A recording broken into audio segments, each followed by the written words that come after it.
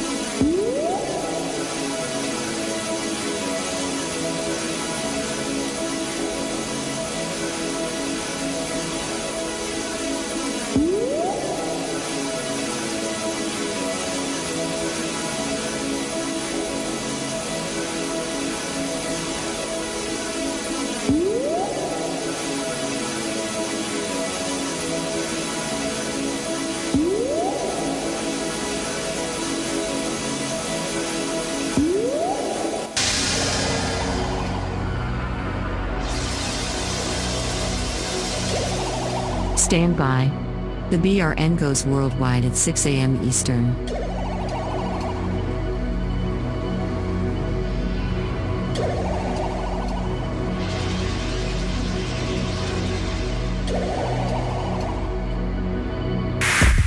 Attention, BRN affiliates. Showtime in 90 seconds.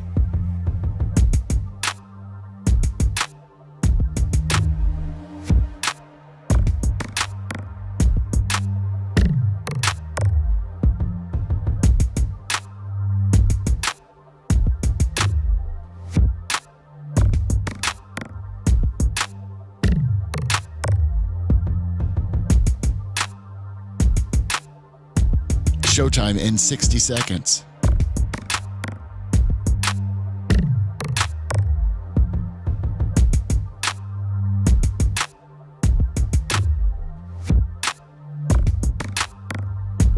"45 seconds.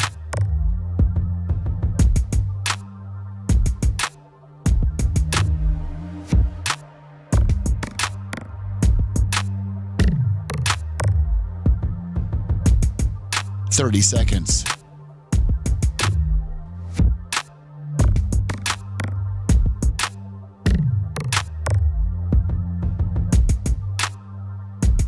The show will start in 15 seconds, and this is your last audible warning.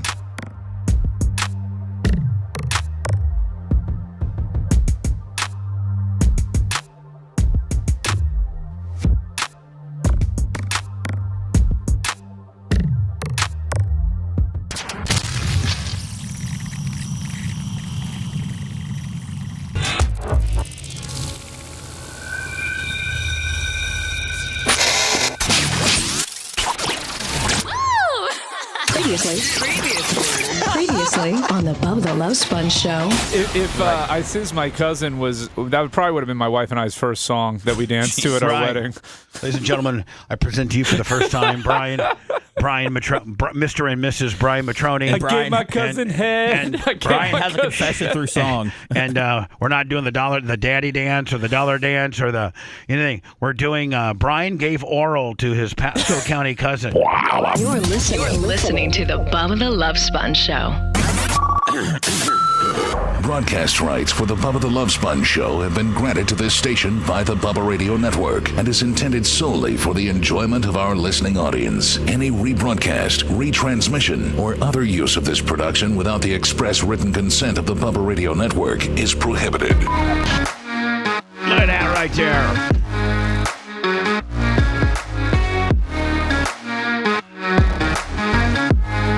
Seth Money Kushner is in the house today. Looking to be like you're in a pretty good mood today. Did you have a good break? A good card break yesterday? Oh, yeah. Did you pull out a 92 Frank Thomas? You know it. Paper Towel Willie! Who? Paper Towel Willie!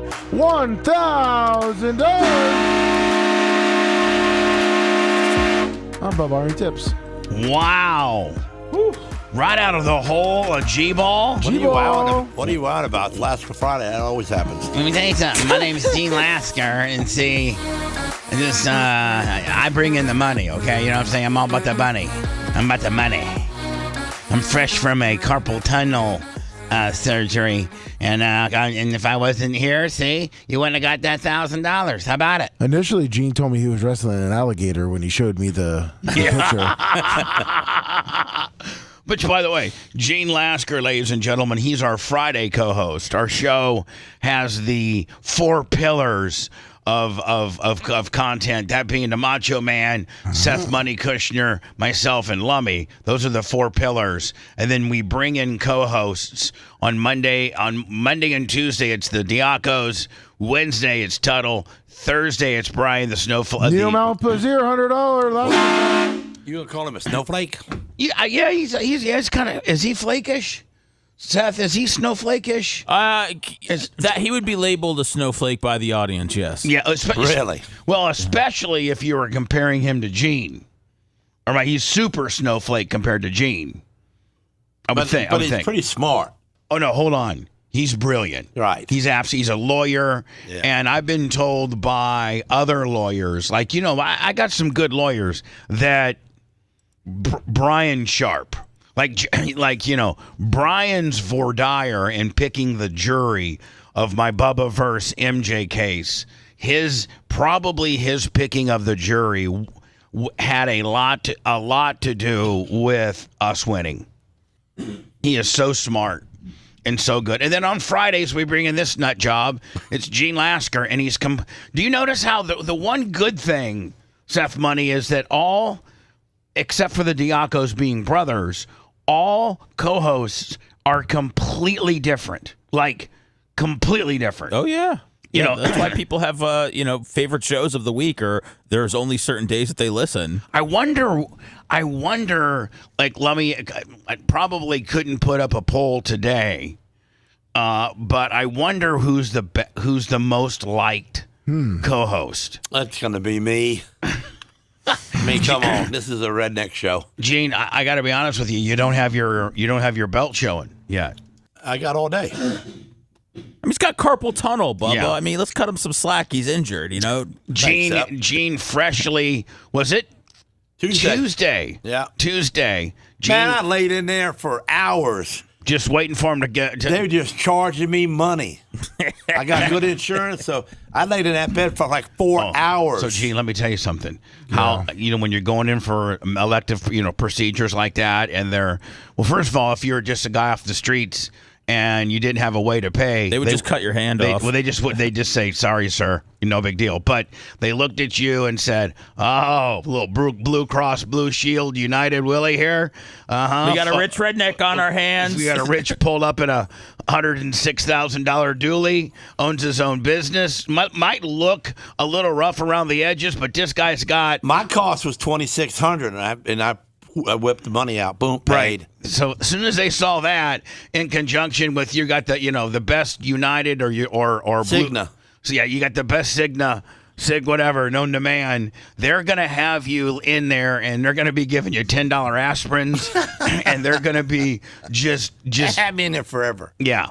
It was the same thing. I had the same. I showed Lummy's got great insurance too. I didn't leave. I was supposed to be out of there by 10. I didn't get out of there till like 2 o'clock. If you got bad insurance, it's a 45 minutes. I was supposed to be at 11:20 and operation at 1. My operation wasn't until 4. I didn't get out until 6:30. Hold on, right in the traffic. Now hold on now. And the entire time they have you in the pre-op stall thing, the pre-op room with the curtains around there. Yeah, I mean, I got a little bit of rest going on, but now it's kind of cool. But did they they put you to sleep for this? Yeah. Okay. They do put you to sleep for it? Oh yeah. First they told me they wasn't going to, then they told me they was. They were going to give you like a localizer just to numb your hand. Yeah. And you'd have to turn the other way and not look because they're digging on your palm. Yeah. And then how many stitches did you get? Like 12? I got 14 on the outside and 4 on the inside. Right. And is it tender? Is it not really tender that bad? Well, here's the thing. My wrist is sore. So you're you see, Wednesday, Thursday. So today's your third day. Today's where it's really gonna start sitting in. What do you know? What do you know? Are you a carpal tunnel specialist? No, but like any surgery I've ever had, day 2, 3, and 4 are the worst because all the anesthetic is kind of wearing off, and do they give you any pain pills or anything? Yeah. Don't be listen. Don't be getting hooked on those things. I'm not a hookable guy. Yo, yes you are. No, I ain't. You're hooked, Gene. I could name 5 things you're hooked on. Yeah, but it's not drugs. He's hooked on Sarah. He's hooked on God. That's right. First of all, he's hooked on Sarah. He's hooked on racing, right? Yeah. He's hooked on you. There's no way, if you have the money, which you're a millionaire. I mean, you're a millionaire. Boy, kinda. Yeah, I don't got $1 million in the bank, but I own $1 million worth of stuff. Oh, you got your assets and you're a millionaire. You're a millionaire. If you fully cashed out, sold your business, sold your home, sold your rental properties, 5.5, sold your truck, sold your race hauler, sold your race cars, sold your you'd 5.5 you'd be 5-6 million. So you will never drive anything but a dually. Like you're hooked on dualies. Am I right? 98. But what I'm saying, though. Right. No, that's what I have to drive. You will never, and why do you have to drive a dually? Oh, for work, hauling stuff and hauling my race cars. Plus, dualies are badass. Yeah. I mean, you're stable on the road. You're safe. Anybody smashes into you, you're going to live. Right. So anyway, Gene Lasker is our Friday guest. He switched his mic. Oh, he's got a nice one. Yeah, nice one. It's a koozie. Yeah. I just had it. I touched it. Maybe we should use koozies. It's like this. I'm watching the show the other day, and I see the Twinkie kid, the Twinkie guy. Hold on. You're talking about Tuttle? No. The other one. Brian. Right. And he's got his lips right up on the old sponge. And I'm going like, I am not using that again. Well, here's the thing, Lummy. He's not popping his peas. No, he's not. And I was surprised. Lummy, do we have a koozie? Gene, did you just find that laying around somewhere? Yeah, it was sitting right here. Yeah, it's always been here. Let me buy one from you, Bubba, so I can try this out. No, but I'm saying, Lummy, look at the logo, how much more it pops. Yeah, it does. The logo. It's super bright. Yeah, it's super bright. If we could just get some, just get a koozie and get Rainbow Rick to print the logo so that it's, the other way. Or do you think that maybe I know that Daniel Diaco bought this, but do you think that Gene's worthy of his own microphone? Oh, absolutely. Absolutely. Okay. We get and one. I probably should buy maybe one for Brian too. You know what I'm saying? I should probably buy 2 new microphones. Brian would feel special for sure, but Gene definitely needs one. So, Gene, here's what we do. I have my own microphone. Seth has his own microphone. Lummy has his own microphone, so that nobody else, has to talk. Nobody else talks into it. I'm the one. I started that, Lummy, in this marketplace in 1990 at the Power Pig. When I told the Power Pig, you need to buy me my own microphone because I'm not, There's the morning show, the midday. Most radio stations, and Seth will tell you, he's worked in corporate radio the most next to me. Most radio stations, music, they just have one microphone, and jocks talk all the radio. Everybody's in it. Everybody talks in the same microphone. Ew. I don't even know, Seth, that they even change windscreens on some of them. A lot of them didn't even have windscreens. My daily routine was to get Clorox every day and wipe off my microphone and my area. Because sometimes you touch it. You be talking. Well, realistically, and you bump into it. Realistically, kind of the way a lot of people talk far away from the mic, like calling a cow-haired.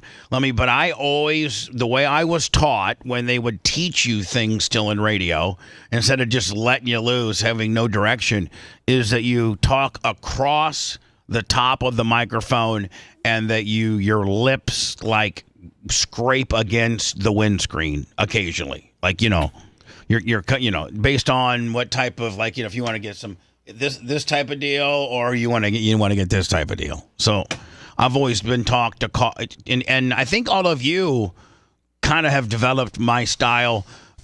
I don't like people that talk directly. Microphones really aren't made, broadcast microphones really aren't made to talk straight into. You're supposed to talk across it. But that being said, Lummy, maybe koozies are you could. Glad I can help out. So, Gene, I'm going to get you your own microphone. So that's when you, like, Macho Man will put it in its own little box. And then before you get here, he'll change out the microphone. And, Gene, on that box. Man, that's a lot of work for Mach. No, it's. Don't worry about it. Gene. I just put my koozie on We change your mic out anyhow. Gene. Oh. Yeah. Yeah, we change your mic out anyhow. Gene, we could even put, like, in that one part of the microphone, if you're looking into the camera, see that little section between the holder and see that little bit of real estate right there? Okay. We could even put, like, an O2 there, like kind of personalize it, or put Lasker or something like that. You know what I'm saying? Fridays. That would be, you couldn't get that much on there. Is he going to be allowed to powder coat his microphone?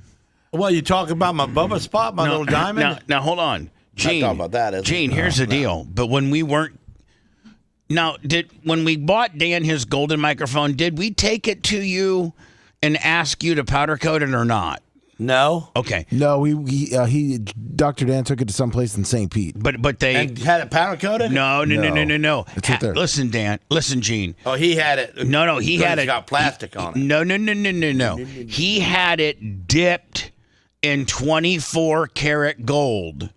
And just hold on. Do we have it, Lummy? Yeah, I'm looking at it. I got it in my hand. Gene, hold on. That's real gold? Gene, that's I'm going to hawk it. Hold on. $1,800. Now, what would that, honest to God, like if you were to powder coat that, you're dead cost. Hold on. It for free. I mean, hold on. I understand that, but like, it'd be just as nice. What I'm trying to say is like, you're dead cost on powder coating something that little. $89. No, I was going to say $4. I mean, if you use the labor and the time and the oven, have it come up to temperature, but if you just threw it in there with some other stuff, then it'd be next to nothing. $4. Yeah. I mean, like the actual, and so it's pretty nice, though, ain't it? But hold on, let me tell you something. Let's say you didn't pay a guy to do it. You did it, so there's no labor. Okay, follow me here. Yeah, follow me. You did it, so there's no labor, right? Right. Okay, and and so it's just literally the cost of the powder because you're going to throw it in there with a big fence order and let it do. $1.99. You got $2 in the whole damn thing. Yep. So when we get your microphone, Macho will disassemble it and give it to you because we can't give it to you with all the pieces inside of it. But you can take all of that out. It's pretty simple. Let me get a hold of Macho Man. Macho Man, I saw Blitz do it. It didn't look like... So is this real gold or is it... No. That's real 24 karat gold. Wow. Show the camera. Show the camera. Macho's not happy about the way Gene sounds. What do you mean? You don't like the what? Well, hold on. Macho Man's the cover? microphone is on, so get on Do there I and sound tell better us. now? Yeah. You I sound do. like a Dixie cup earlier. Took it through a Okay, Dixie well, cup. I can't be doing this then. Oh, I know what I can do though. We can just buy, Gene. No, when you get your own microphone, Right. you'll also have your own windscreen, and you don't need a. I can get him a windscreen now. We got some back here. No, we have a windscreen next to it, Macho. Well, he's still enamored. Well, his with own windscreen. Lasker's still. Yeah, there you go. I just need my own, so only my lips. We're gonna get you touched it. your own mic. Listen to me, Gene. Gator, who won't. How about one of them flat screens, the flat ones that you see the singers? Gene, we have to have. We I have. can't have one of them. We have an RE27 We use the same type of microphone. Otherwise, because when we set our processing, I don't know if you should be, your finger oils and things like that might not be the best for that golden microphone. I'm not touching it. The hell you're not. You're winging it right around the farm. I just put it back. Bubba, did you hear he wanted to have one of those screens in front of it? Yeah, that's what I want. Like a round one, round one, or a flat plate one. No, you're gonna They're go. kind of cool. You're gonna go with the Bubba Army one. I mean, we do need to have Rainbow Rick probably make us some new ones. Yeah, we're talking to him about that for some other stuff too. So and so, Macho Man, you're saying that that the koozie, because there's a little hole in the koozie and doesn't close up like a regular windsock does, that it causes a canning. It ain't foamed up. It's kind of hard and solid. A canning effect, a hollow canning effect. Kind of deal. Yeah, that's what I said. And what I'm going to say is I'm going to have you order 2 more microphones. One will be Gene's, and one will be Brian's. And he's going to powder coat it? Now, Gene, what color is Macho Man available? He's walking back to his seat. Gene, get your windscreen on there so that. But you got to, Gene, you got to be mindful of. See, you're just so stupid. You have to be mindful of the camera. We're on TV now, okay? All right. So how can I hide from that? So, Gene, you don't necessarily. You make the logo more camera friendly. Look. Let me ask to step in as if almost he's helping his 2-year-old son do something. How am I an idiot? Because you don't know how to put on a goddamn. I can't help that you're an idiot. How am I an idiot? Because you don't know how to put a windscreen. Because I wasn't even done doing the job. You want to butt in. All right, that looks good. That looks good. Maybe move the microphone. Sounds better, Macho Man. Absolutely. Thank you. Oh yeah. Now, Macho Man is taking a microphone apart like what Blitz did for Dan to gold it. Is it easy to take it out, the guts out, and for Gene to powder coat it and then put it back? Is that easy? No, and that microphone Dane uses has a really bad gain problem, so it wasn't put back together correctly. Oh. So I don't need mine powder coated. Powder coated white. white. By hand. So no, Gene, you can't paint it at all. You can't. Why? Because there's so many internal parts. I'm just going to paint the metal on the outside. Put some stripes on it or something. With a brush? Matter of fact, I'll get it vinyl lettered. Oh, jeez. Gene, no. I'll get it wrapped. No, Gene, you can't. I just won't wrap the mesh part that the sound goes through. We'll talk about it. I got to talk to Macho Man about it. We're getting way down a stupid path right now. We can get him a black one for $450. That's what I want. You want to? All right, get him a black one, and then get. Now, can we take this one right here then and denote it as Brian's? Or what do you, Macho Man, tell me what you want to do. We could put a Sharpie on it, or we can just label it, whichever looks better. For Brian? Yeah. Unless you want to get him an RE27 too, our new one. And so we'll buy Gene a black one. And then, Gene, you'll have a black one that sits inside of a case until you're here. And then on Friday mornings, Macho Man will put your black microphone on. You're going to have one just like I do. I got a black. Can you see my black one, how good it is? Yeah. Black's cool. Black's cool. Yeah. And then, so you'll have your own microphone, and then we'll make this microphone, and we'll get Lummy some new windscreens. So Brian will have a brand new windscreen on this microphone, and this will be Brian's microphone. Perfect. Now, Seth, do you want one too? Oh yeah. Oh, yeah. Well, we all probably need new windscreens, but Seth doesn't need a new microphone. That's his microphone. Nobody talks into that microphone. That's Seth's microphone. Nobody talks into the microphone, Lummy. Nobody talks into your microphone. Everybody now has their own microphone. Sometimes on 199, I know things get a little loose up here, but it's all good. Germs are killed off by the time I come back in on Monday. That's right. Oh, that's right, too, because I was watching Sepp's show the other day, and the black guy was... Seps. He's watching Seps. He was all up in the microphone. I said, man, I hope that one ain't mine. He's on mine too, Gene. When did you become germaphobe? Lummy, I think I'm not a germophobic, but I'm just, I don't want to kiss a black man by proxy. I don't want to kiss a black man by proxy. I think we have like 2 or 3 guest microphones that Macho Man changes out, doesn't he? Yeah. I leave mine on. I don't care if you know what we need? We need a whole bunch of windscreens. And Lummy, if somebody's going to be, if a guest is going to be talking on a microphone, then you put. We'll put a new one on. Tell them to take it with them when they go. Yeah, Lummy, bring it back if we ever allow you back. Keep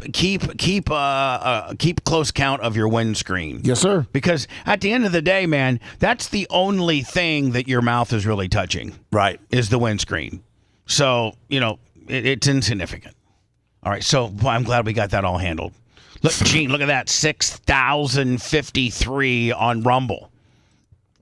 Everybody's up already watching. Yeah, we are. And that's a TV thing, right? We are posturing and talking and working deals with Rumble where we're going to, I envision with Srach.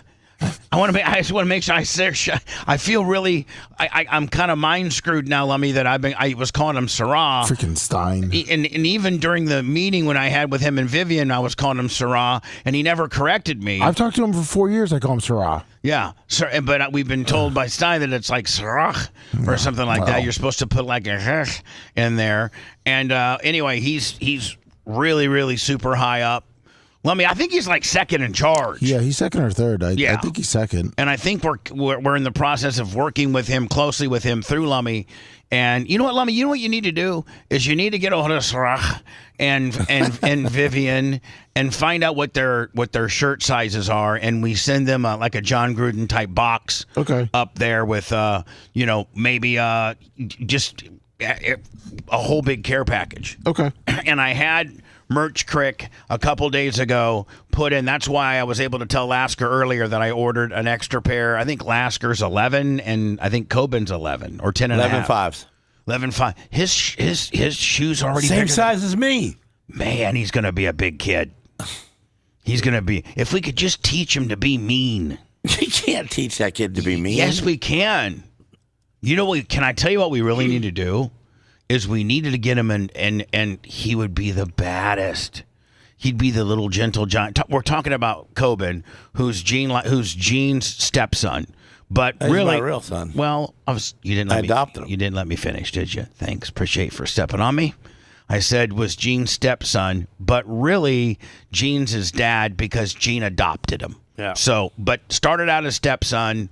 Gene, it's not Gene's biological father, but it's the only dad that this kid's known. Gene's raised him up good. He's a great kid. What is he, 13 now, 12? 14. And we get him involved with Rob Kahn's Gracie MMA. Oh, yeah. And get him taking some MMA classes. It's right down the street from your house, It's Gene. right down it's literally right down the street from your house. I put him in karate a couple years ago. Yeah, but karate ain't the same. You can't, man. If you're on the streets and you break out a karate move, man, somebody's gonna. If you break out one of these, look at me. I'm standing now. If you're going to fight, and I go like this to you, Seth. You're gonna think I'm an absolute. I mean, idiot. I would be scared. I mean, if a guy didn't square up on me the old-fashioned way. Karate. The glow bug, Lummy, Gloria Zach, not late to the party. Takes 24 minutes into the show. She lays down $25 for Gene Lasker. Thank you. Please know if our newly found Rumble audience, you can also help fund the show. It's unlike Tim Pool doesn't do it, Crowder doesn't do it. They don't have to, but we do. We're low budget. We're low budget, low hanging fruit. You can give a direct monetary donation to the show by using Venmo, PayPal, Cash App, all at the Bubba Army. Donations of 10 and more get recognized with a little shout out and a horn. And so thank you, Gloria Zach. Let's not forget, we started the show. This is going to blow most content creators' minds. But we started the show. There's this guy named Paper Towel Willie. Now, we have kind of a Tim Pool-like huge compound. This is a big place. Yes. This is a very big place. Our broadcasting facility is so big, even Gene would admit, that we have enough room for goats. And in the back, we have like a carport. Like it's a big, for a radio station that literally the only equipment you need, Lummy, is these two desks that we have. We have way, we built this studio in 2010 when you needed a stage and we had a stripper pole on there and what you can't fighting ring, shower for naked girls, and then a stage for a band, and then a bar, and so we got just way more than we need here. And so in doing that, Paper Towel Willie, we go through a lot of supplies, Lummy. Yes. And I don't like to buy them. And so Paper Towel Willie, one day, the reason why he's called Paper Towel Willie is one day Paper Towel Willie, I think it's Grouper Lips, right, Lummy? Grouper on the Venmo? Yes, it is. Grouper Lips on the Venmo, 25. Venmo, PayPal, Cash App at the Bubba Army or BubbaArmyTips.com. One day, because, we need supplies in a facility this big. One day, the guy's name's Paper Towel Willie because one day from like Costco or Sam's Club, he had an entire pallet delivered to the show, Lummy, full of paper towels. Yes, he did. I don't know if we've gone through those paper. I think we have. Because we had a thief in the building for a while. Well, yeah, he was passing them around. I think he was got plenty left. I think he was taking cases home. So today, Paper Towel Willie, the guy who's just been so very generous, today when the show starts. Like I was, Lummy, I was on I've been at Tim Pool's complex, which is unbelievable. He's got a big, even a bigger building than we do. And the front part of his building is an indoor skate park. Did you know that? No, I didn't. Lummy, Susan Poitras, $100 on the PayPal. Gene Lasker. Thank you. Bringing in the cash. He wasn't even Tim Pool. They're not set up or equipped or have their audience or their cult conditioned to participate monetarily in supporting the show. And so today we open the show up. I'm not lying. And one of our listeners, Paper Towel Willie, 2 minutes into the show, Lummy, $1,000. Yes. We have a train horn too. I hate that train horn. You do. I think one day you're going to disconnect it. I don't know where it's at. So. Don't tell him. Let me show rules. Yes. Macho Man, I would never fire you. You're probably the most valuable guy here. Well, I wouldn't fire. You know what? Everybody in the building right now, I would never fire. Like, you're unfireable. Not me. Well, no, not you. You're not a regular. I've been fired a lot of times. You're very fireable. Well, you quit the last time. I will fire. He quit. He quit. I've been fired more times than I've quit. True. But if anybody shows Lasker where the train horn is, you're fired. So, like Seth, if you had another job like at, the Bake More Pies or something like that, they Bake More Pies came over to you and said, hey, you know what, we made a mistake on letting you go. Our podcasting revenue now is just through the roof. We're going to offer you, Iggy McGillicuddy, $50, Kirby. So Seb said he didn't make pies. So what's the gimmick there? Gene, the place, our next door neighbors. Uh-huh. We're in an industrial. By the way, it's above the love. Never smell it. It's above. It's the Bubba the Love Sponge Show. We are broadcasted live from Tampa, Florida, right by the airport in this industrial park. And we've been here since 2011. And the warehouse next door is called Bake More Pies. Well, they don't actually make pies. It's like would you call that a boutique marketing agency? Yeah, it's boutique. Well, it's a marketing agency, and boutique. Boutique, Seth, kind of means smaller niche. Is that what it kind of means? Yeah, they have 20 clients. I think it makes like $7 or $8 million a year. Michael Rucker, 25, cash up. So Gene, Bake More Pies means if you're a company and you want to do more of what you're doing, then you hire Bake More Pies, and they help market and, help you strategize and PR and things like that, your company. Bake More Pie, would that just be called a euphemism? What would you call that? Or worthless for me. Well, What would I call they call their place? Yeah, like when when you have a title that doesn't mean what it means, but it means something.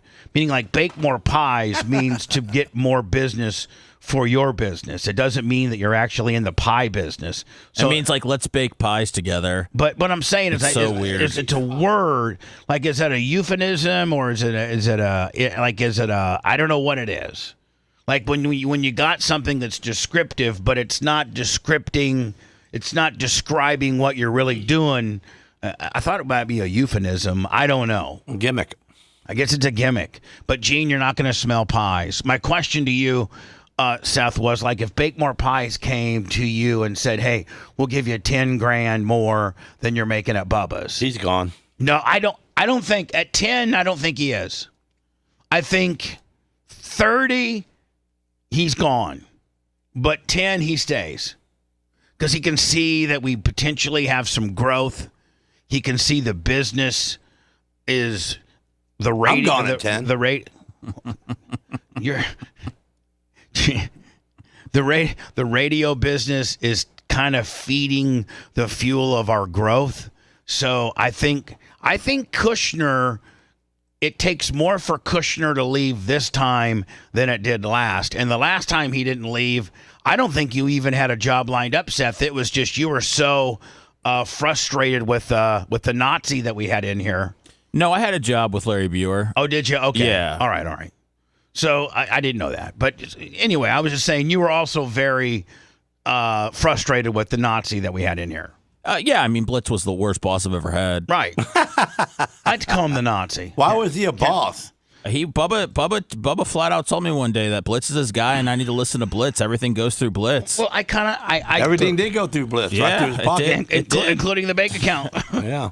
Lummy. Yes, sir. Oh my God, the hottest girl in Warsaw, Indiana. Julie Caldwell, $100. When we were growing up, man, she was the hottest chick in like everybody. What did she grow into now? She's still hot for being our age. She's beautiful. She's beautiful, and more importantly, Gene, she listens to the show, and how cool is that? A former classmate of mine in Warsaw, Indiana, listens to the show, and love me at least once a month. She lays down 100. Oh, easy! Isn't that cool? Isn't that cool, Gene? Yeah. Julie. Not the horn though. Gene, that's kind of. How many times you gonna hit it? We hit it with major donations. Okay. It's right behind my head. Seems like. So it is back there I somewhere, know. but you're not going to find it. Seth, would you agree to me that it would probably take a pretty substantial, more than you're making now, health benefits? I might take another job if it was 10,000 more and all the things that came along with it. But I like that. I wouldn't go back to Bake More Pies. The truth. I wouldn't go to Bake More Pies for $10,000. I don't even think you'd go to a regular job for $10,000 unless it was $10,000 plus benefits. Yeah. $10,000 plus benefits. But again, I just have to see what that job is. The 9-to-5 life was. Oh, does it suck? Yeah, it was pretty bad. This is not the 9-to-5 life. Right. Now, here's the deal. I got to go to Word, so I'm not late. It's actually what we do: content creation, radio, syndicated radio. digital streaming, podcasting. It actually, you are working all the time because you're always looking as you're living your life. And correct me, Lummy, Blitz. I'm sorry, Lummy, Seth. And I was just talking about him on top of my mind. Lummy, Macho, Seth. Tuttle. But as you're living your life, and especially Lummy and Seth, as you're living your life and you're seeing stuff come in through your X feed or through your Twitter, through your whatever, your Instagram feed, you're watching TV. Red Wilson, $10. Wilson race cars. Who's that? Wilson race cars, $10. Oh, you're The old. old crazy guy down. My boy that builds frames down in Okeechobee. So, Seth, you may not be physically here, and you may not physically be at a computer editing up a podcast or whatever, but as you're seeing stuff unfold in the world that could potentially be content that we could get into, you're shooting at, you're denoting that and either setting it aside in a folder, or in your case, you just just straight email it to me. So you're not maybe physically here, but you're always working for the show. Let me, especially you, interviews and things like that. So it's not 9 to 5 per se. I mean, it could, till you lay your head down on your pillow at night, you're working. And I feel like Seth doesn't really sleep much. No, Seth, I'm worried about your sleep pattern. And the reason why I know is because I get some of these potential content topics that will that you have got sent like at 1:12 in the morning. I'm like, 1:12 in the morning either means he has not been to bed. No, I've probably been woken up twice by that time. Jeez. 3:15. What time? I think I have sleep apnea. Oh, I'm sure you do. What time is everybody's alarms? My alarm's 3:40. I'm 4:50.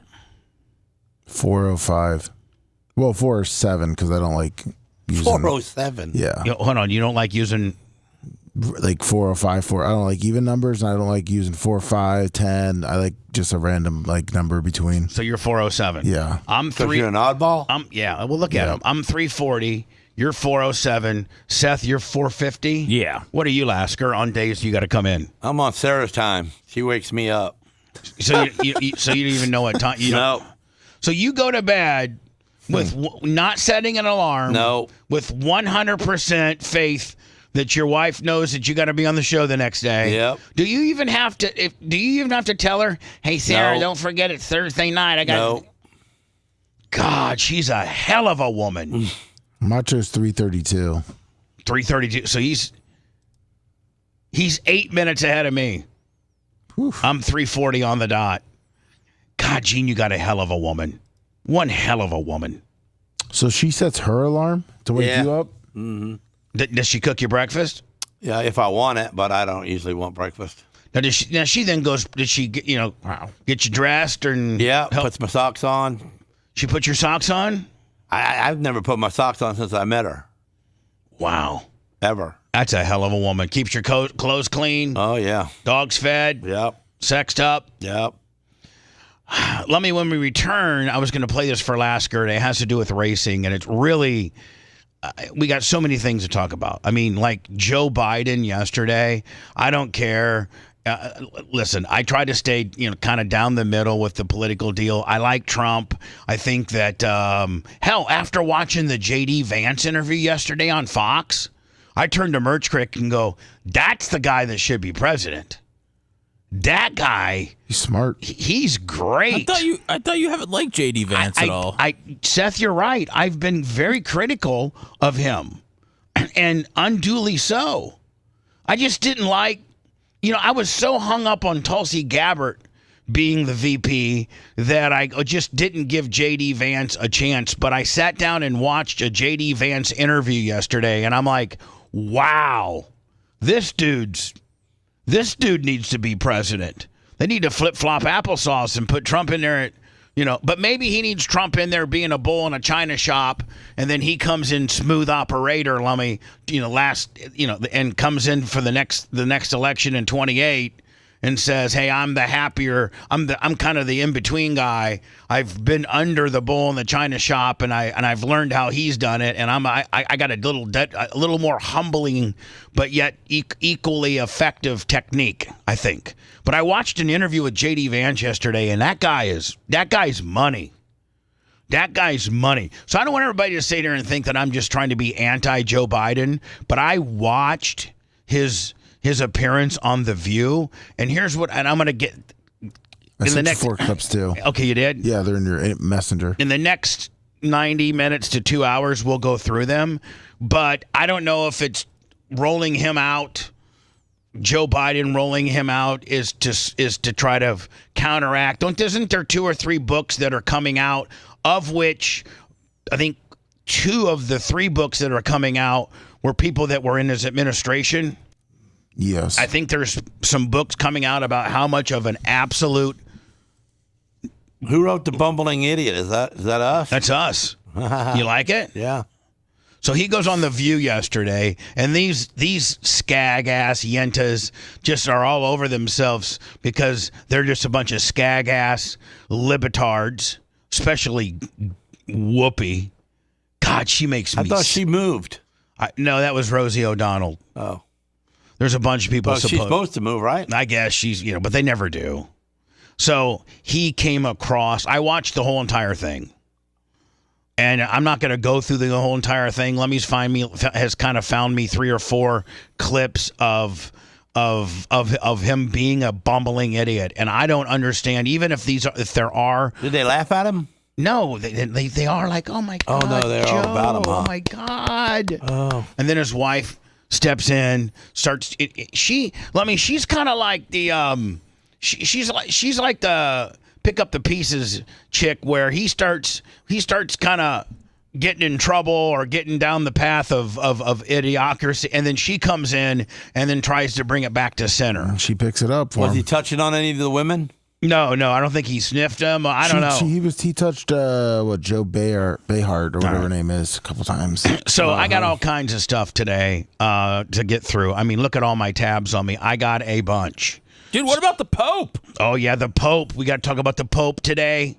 It's the first time, in the Vatican's, is it 2,000-year history? I don't know. I just started following the Pope yesterday when it was named, he was American from Chicago. Who attended the White Sox game when they were in the World Series. Yeah, right? It's so weird to know that a Pope had some sort of, regular life. There's nothing but gangsters from there. Chicago? From Chicago, yeah. So is he a gangster pope? Probably well connected. I wouldn't be opposed to having a pope with gangster ties. No. Maybe stuff will get done. Maybe they'll stop. What can they do? What I mean, what? The Pope. Hold on, Gene. I don't know if you know this or not, but the Pope supposedly is the closest person to God. Okay, I get that, but he ain't gonna make God's decisions. No, but he talks to God and he asks God for stuff. And for the first time in the history of Catholicism. So is he going to tell us when we're all going to get burned up? No, Gene, he doesn't do any of that. It's just what does he do to talk to God? He talks to free rent. Yeah, he gets free rent. He lives in. Gene, trivia question for you: where does the Pope live? In Rome. Well, not technically. He lives in Chicago now. No, the Pope doesn't live in Chicago. He lives with Al Capone. Gene, the Catholic Church and the Pope. Oh, the Vatican? Yes, but what you don't realize is Vatican City, and somebody correct me if I'm wrong, but Vatican City is its own sovereign nation. Yeah. Like, it's in obviously Italy, right? Well, isn't it in what country is Vatican? Rome, Italy. Yeah. So it's in isn't it kind of like the District of Columbia with regards to what we got going on where the White House is? Pretty much. How it's kind of its own little. It's not a state, but it's its own. It's owned. Gene. So Vatican City, I even think, crimes and things that have been committed in Vatican City, they have their own due process. I believe they do. That's why that's where all the kids got touched, were Vatican City, and they had the Vatican City cops, they're the ones that investigated it, and of course Nothing happened. Nothing happened. Yeah, they can make you disappear. I think the Vatican City is a complete sovereign nation, and kind of like the Indian reservations here in America. Did you know if you go to the Hard Rock casino here, Lummy? Yes. And you get in trouble, they have their own police department, their own jail, and they elect whether to take you down to Orient Jail and book you further, or take you down to Miramar, which is the headquarters of the Seminole tribe of Miami, and prosecute you down there. Did you know that? I don't know if I want to mess with them down in the Everglades. They can make you disappear. But yeah, Gene, the Hard Rock here in town, they're their own.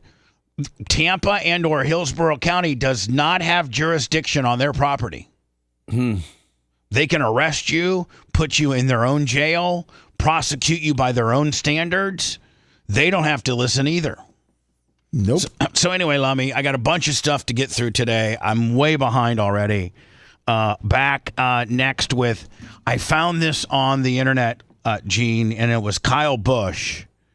And they were asking Kyle Busch, I'll do the setup on the backside too, because it's going to take another 5 minutes to do the setup because I'm very long-winded today. So, and I'm very excited, Lummy, that we're over 10,000 as we are on the front page. And it looks like, Lummy, we're going to be a front page staple, if you will, with Rumble, courtesy of Sarah and Vivian. Yes. And we won't let you guys down. I think we'll continue to grow. We want to be your morning show. And Lummy, I think that's kind of what they're headed. We're going to be their morning show. Hope so. Me too, yeah. If you want 24/7 on-demand Bubba and the crew, go to BubbaArmyHQ.com. Right now. The Bubba the Love Sponge show will be back after this.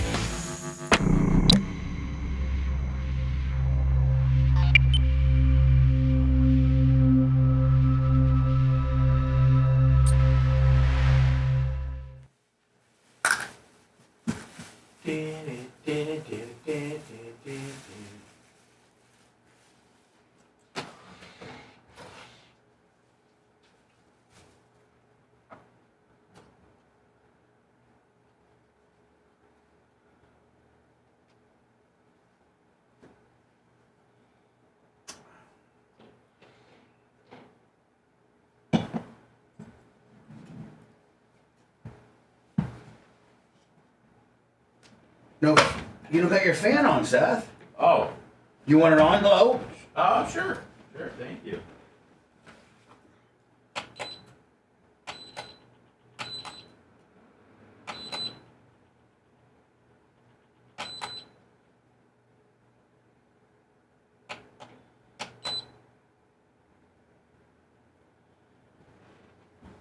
Hello,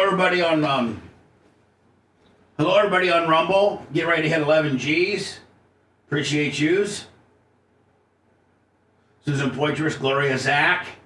How about fucking Paper Towel Willie Lummy Gene with $1,000? I know, man. What a hit. I'm gonna go ahead and come back with Paper Towel Willie.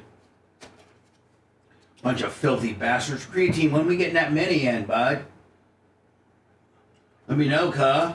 Creatine, let me know if next weekend works out for you. I want to see if next weekend works for you. Doing a little something.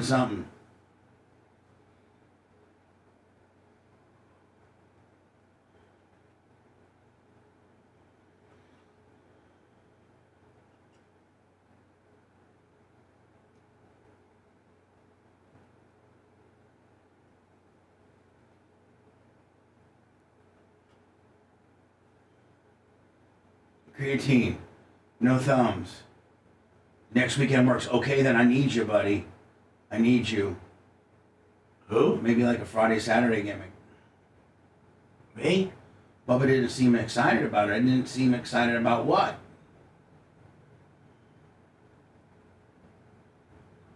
Wednesday's nobody's. Lummy's. Gene says they understand how they could really hate that train horn. You'll get used to it.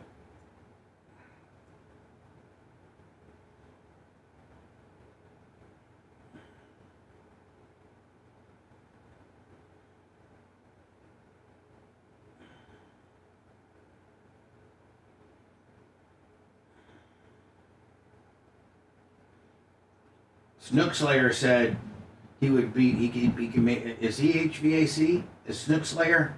Snook Slayer, are you HVAC?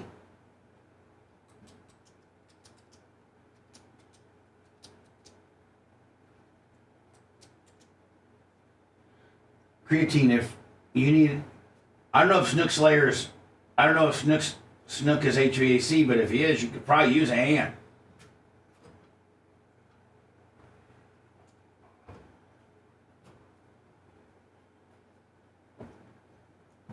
All right, Snook, get with creatine. We got a two gimmick Willie.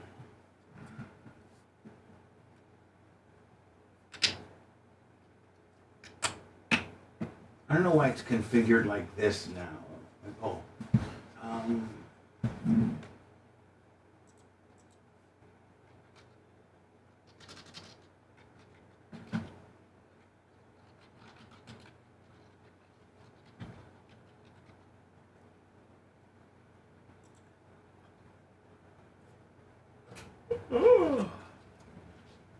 Hey, Lummy. Yes, sir. Why is it configured? Why is front page configured as it's just a little box when usually it's a big box and then they got 4 kickers to the right? I can ask him. I know he said they've been working on it, so it just may be something that All right. while they're working on it, it's a placement. We probably need to stop fucking bitching and just be appreciative.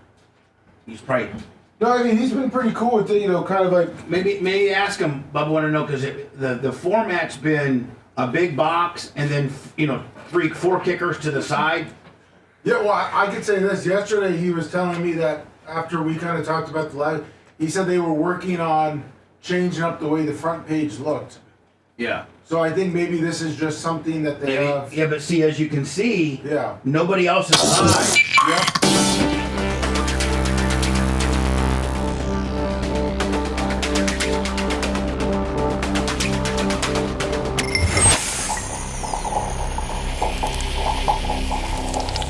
Broadcasting live from the Aquabito Studios. Aquabito.com/Bubba. It's the Bubba the Love Sponge Show. I still can't thank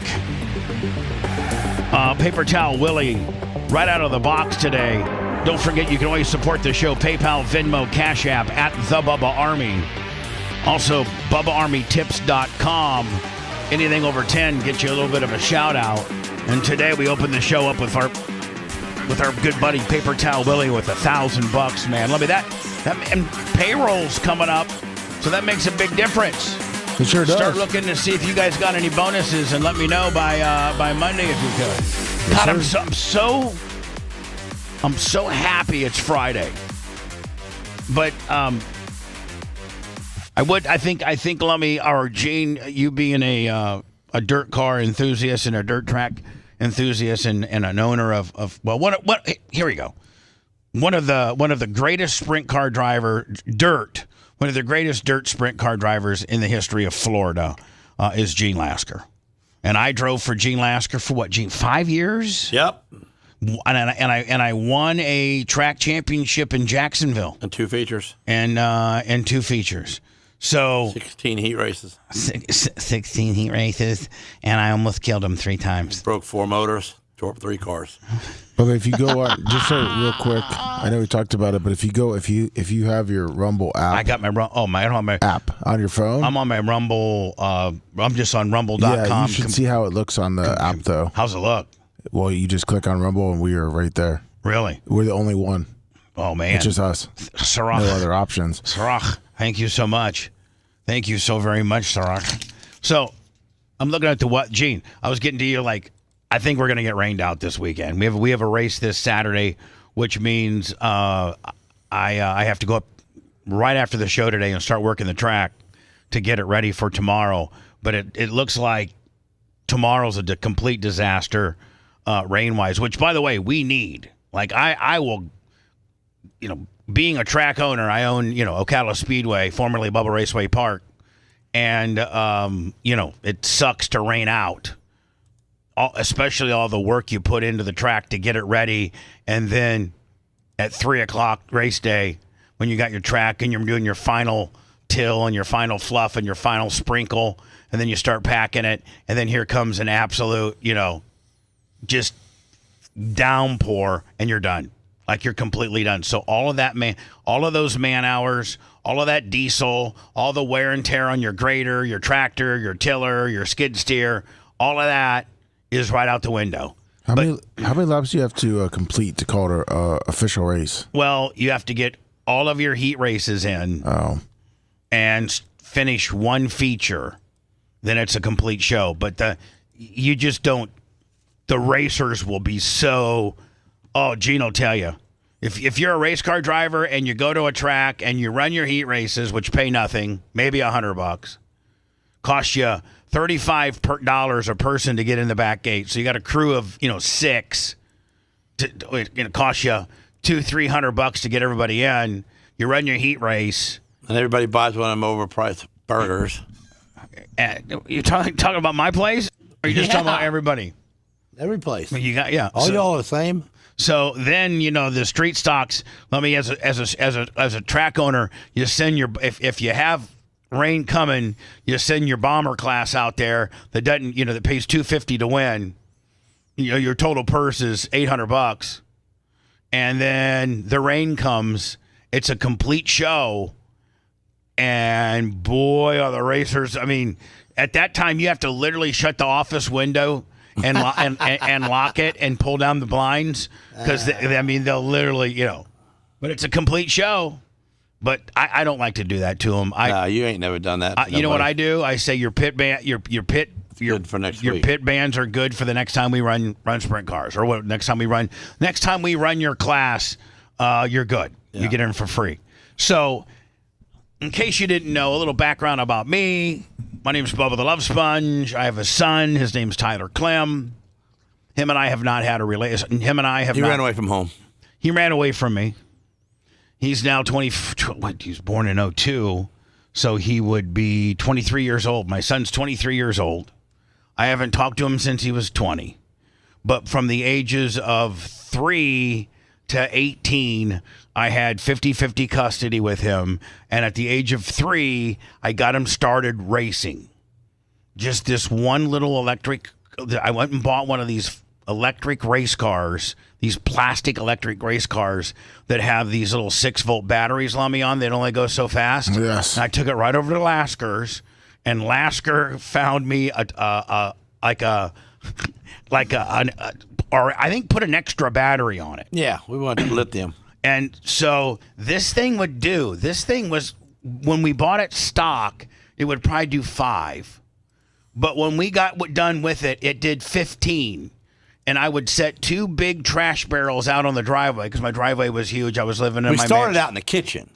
Well, yeah, you start out he actually started out in the house. In my house, my house was 7,000 square foot, and it was marble. And it had those hard plastic tires, so he actually would learn how to counter. He was drifting. He could drift. We just moved the kitchen table, the dining room table over some, and he went around that center section. Yeah, and we would move the furniture around to set up a course, and he would literally learn how to drift, completely. He slid up through the corner. USAC. He was brand new. Yeah, 3 years old, and we had to put a couch cushion behind the seat, and then get wooden blocks on the accelerator for him to hit it. God, I wish I had footage of this. The dude was turning right, making a left, and still pooping his pants. Yeah, so he was still pooping his pants, but he was like a world-class drifter. Right. So then we brought him outside, and we set up kind of a Pocono type course where it was real long straightaways, so he'd learn the speed, and then he'd have to get around two barrels, and we did that. Then at 4, I bought him his very first quarter midget. And I didn't start work till 3 o'clock then. I'd get up at 8, and we would go out to Ambassador out there in Balm, and I bought this learner quarter midget, and for 3 hours a day, for the ages of 4 and 5 for 2 years. He would do four, usually Monday through Thursday. He would do nothing but just practice, race. I had a full-time mechanic putting the motors on it. If anything broke, he fixed it right away. So then, Lummy, he got so good at 5. Now you can't start racing quarter midgets until you're 6.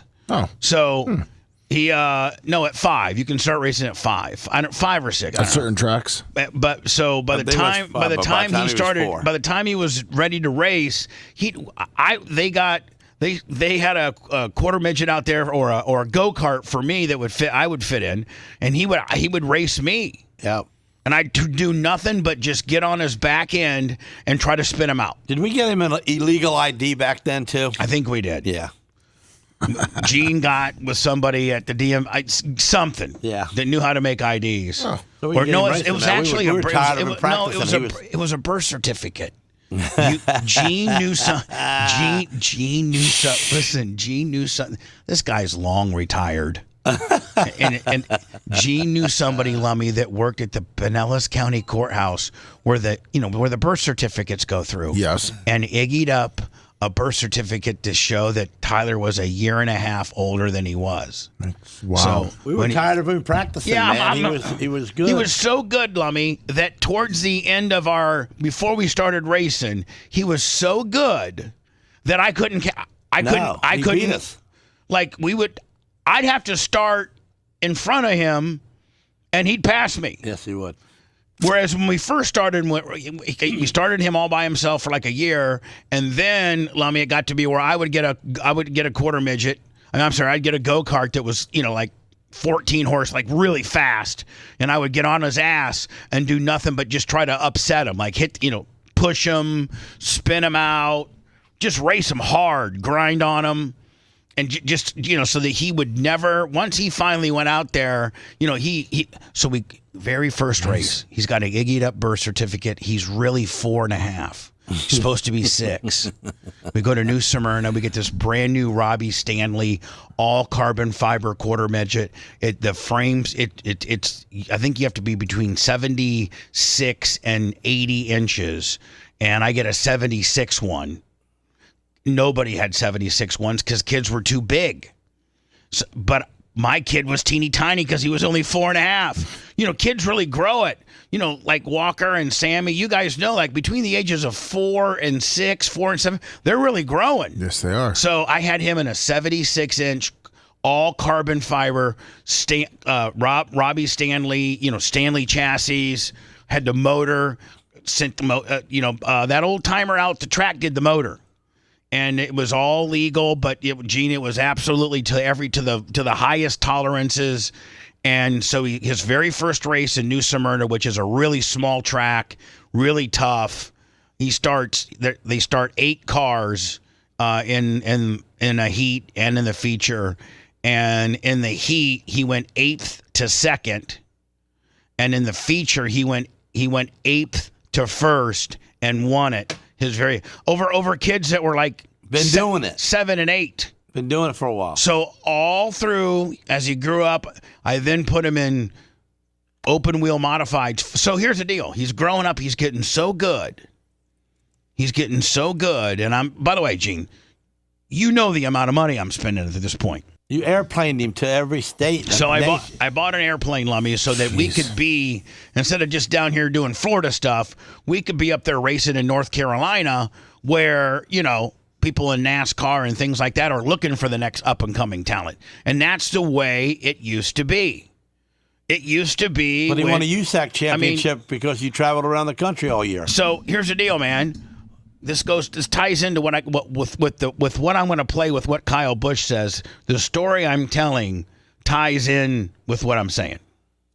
So back when Tony Stewart got discovered, back when Dale Earnhardt Sr. got discovered, back when Lee Petty and Richard Petty and Cale Yarborough and Dale Waltrip and just every race car driver up until Joey Logano. Joey Logano and Paul Menard were the first two that didn't get discovered at a dirt track, at your local dirt track or asphalt track. Joey Logano and Paul Menard were the first two people whose dad wrote a check and to Gibbs or to Penske or to Roush and said, here's, a check, put my kid in a seat. And they didn't have to go and spend from the age of 4 to 18 going from local dirt track to local dirt track, proving themselves. And Gene, when you see a kid out there at your local dirt track and he's good, it just pops right out at you. Like, you see, you see a bunch of guys scrambling around, and you can, when you go to a race, when you would watch Gene, when you would go to a sprint car race back when Gene raced, and you didn't know anything about anybody, no matter where Gene started, let's say Gene started 8th, within 5 laps, you would see this nut job in the O2. You'd be like, I don't know who that guy is, but he's in a whole different gear than the next people. Because he's 3 wide for the lead already. He's throwing it in there. He's just so. You can quickly figure out who the hot shoe is. And so all throughout racing's history, the template was you started out in quarter midgets or go-karts, and then your dad, and then at 16 you were allowed to go and start racing at your big track.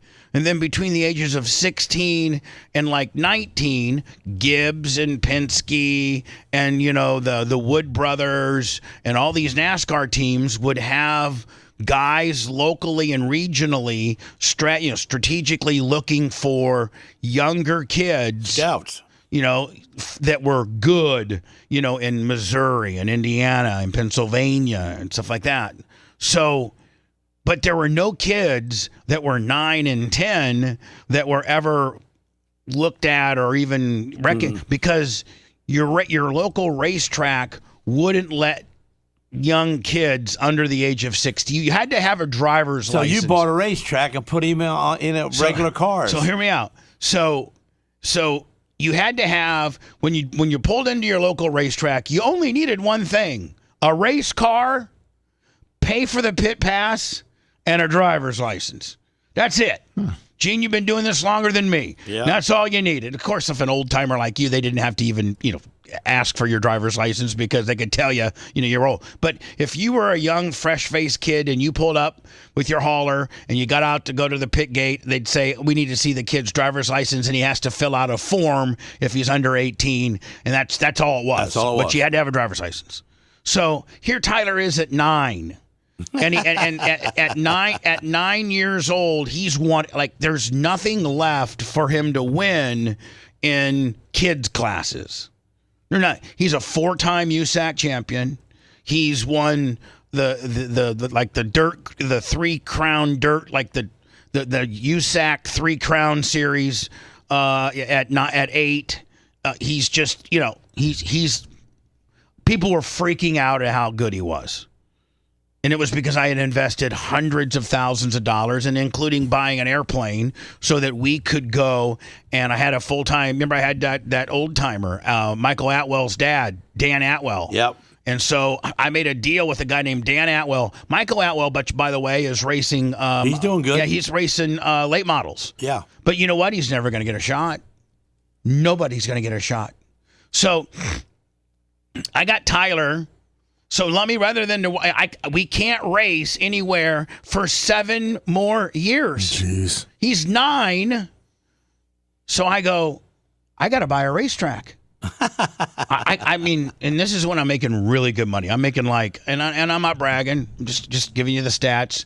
But my company's making about $7 million a year, and I took home about half of that after I paid my staff. So I'm bringing home about $2.5 to $3 million a year. And I got, an airplane, and I'm like, so I get with my partner Tom B, and I go, hey, will you go in halves with me on Ocala Speedway? It's for sale. So I get with the insurance company because we have to carry insurance. Of course. And racing insurance, Gene will tell you, is expensive. racing insurance because racing is you're gonna get hurt. Listen, if I got an AAU basketball court facility and I'm having AAU basketball games, my insurance is X. You might have a turned ankle or a kid get hit in the head with a ball, but racing, people die. They die. People die. People die. Rocks get thrown into the stands and people get their eyes taken out. I mean, so I get a hold of my race. I get a hold of the insurance company before I buy the track and I say, hey, listen, if I have somebody under the age of 16, and like we had at that time a 16, our insurance stated that you had to be 16, have a driver's license. I go, if I have somebody under the age of 16 that doesn't have a driver's license, but they're my son, I can't sue myself. Do you guys get what I'm saying? They're like, no, I mean, you can have anybody on that track as long as you can ensure the fact that they're not going to sue us if something happens to it. Well, of course I'm not going to sue myself, right? Right. So that was kind of a little loophole. So I bought the track at 9. He's killing it. By 12 years old, he's the youngest person ever to race a 360 wing sprint car. There's this one clip, Lummy, maybe you'll be able to find it somewhere, where Tony Stewart, Tyler at this point's 14, Tony Stewart's All-Stars come to town, and Tyler waxes everybody's ass, including beats Tony. I have it somewhere. Tony Stewart talks about Tyler Clem. And so Tyler's 14, he's 15. I'm bringing him up, and Tony Stewart's helping me develop him. And Tony's like, listen, he needs to drive modifieds, he needs to drive sprint cars, and he needs to drive late models. That'll teach him all different disciplines.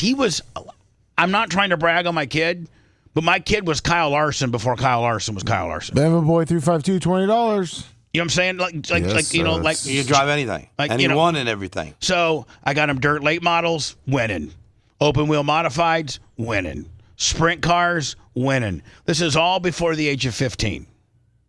So, and I have 50-50 custody. So he would go up and stay with his mom for half the time and come and stay with me half the time. And so it worked out great. So then his mom remarries this dude named Augie Bertram, and he has late models, and he's got really good stuff. And he's got a crew chief named Michael Ray, who's probably the best crew chief in Florida, if not this region. So he gets with me, and me and the stepdad are friends, and he's like, listen, you keep him in sprints, I'll keep him in late models. Sent you the Tony clip. Yeah, I believe. And Gene, that helped a lot because that helped me not have to spend so much money, and Augie could participate. And he's got great stuff. Yeah, he's got great stuff. His stuff's always winning. When Whitener drives for him or anything. Oh, what's this lump? Is this it? Is this with Tony? No, I think this might be actually. This is Tyler's promo clip, and so Tyler goes, and you have to be 16 to compete in USAC's non-wing. Look at that. That's Gas City. Gene, look at that. That's Gas City, Indiana, coming out of 2. Look, I mean, and even this wheel's off. If you look, the left is on. There's one. He's on one wheel there. On the right rear. On one wheel. So Augie has him in late models. He's killing it. I got him in sprint cars and modifieds. He's killing it. And then I find a loophole in the USAC rule where I can take him to Indiana Sprint Weeks. Now, Gene will even tell you that driving a sprint car without a wing is a whole nother monster. Oh, yeah. Like, it is sketch. Yeah. Let me see what this is. Let me see what this is. You're looking to kill yourself at any moment. And that's what we're looking for. So this is Tony after he won Saturday night. Tyler won Friday night. And Tyler broke, or I think a lapped car got in front of Tyler's way, and he ended up breaking like a Jacob's ladder or something, Gene, and he ended up coming back to like third. But this is Tony being interviewed after he won the race. And then closing, another driver, Tyler Cubby, winning last night from St. Petersburg, Florida, running under the Tony Stewart racing banner. What do you got to say about that young 14-year-old? I'd say if he probably didn't get wrecked tonight, he probably would have drove off and we were in second. But and there wouldn't have been any shame in that because he's been the fastest car here both nights. So hold on. This isn't Johnny Numbnuts down the road that puts together sprint cars. No. This is a NASCAR Hall of Famer. Like, this would be like if Michael Jordan, this would be like if 20 years from now, Sammy at 15, no, I'm sorry, not 20 years, 8 years from now, Sammy at 15 starts, playing, or she's been playing girls basketball all along. And at 15, Caitlin Clark, she plays against Caitlin Clark, and Caitlin Clark says, let me tell you something. Somebody that has some real standing, a real skin in the game. This is a Hall of Famer making these statements. This ain't, anybody. Are here both nights. So, he's just doing an awesome job. He's a great kid. He's got a great head on his shoulders. His dad's a little wild, and that's why we love his dad. But, the great thing is Tyler's a very grounded kid, and, it doesn't matter what he drives, whether it's a wing sprint car or whether it's his modified or his late model. He can drive anything. And see, at this point, Lummy, Tony's really starting to take interest in him. He knows everything that he's drive. Tony and I are talking. Yeah. That's something that, when Bubba and I talked about what we should do with his career, I wanted him running different types of cars because I didn't want him just to get used to one type of race car. So, I think. And Lummy, this is 3, 4, 5 years before Kyle Larson started doing it. Really? Probably one of the best versatile young drivers there is in the country right now, if not the best and most versatile young driver in the country, being able to run all the different types of cars. And you go run with the late models and modifieds and wing cars, you're not running with the best versatile young driver in all of America. Slouches, and he can go out there on a given night and run with the best of them. Oh, I forgot about this. Watch this, man. I think he wins. This is Volusia, I think. Really fun and let me listen. This was in the beginning, and this is when and he went up to Indiana and won the Hoosier Classic, and they had him live on. This is his very first TV spot. This is his very first TV gig, and he won. And you know how I told him, don't forget your sponsors. So he has to look down at his race uniform and remember his sponsors. This is pretty cute right here. Our car was really fast, and I like to thank Lumber Liquidators and K&N and Bell and Stuart Haas Racing, and those are just great sponsors for us. Oh, Jimmy, watch this. This is going to be good, isn't it?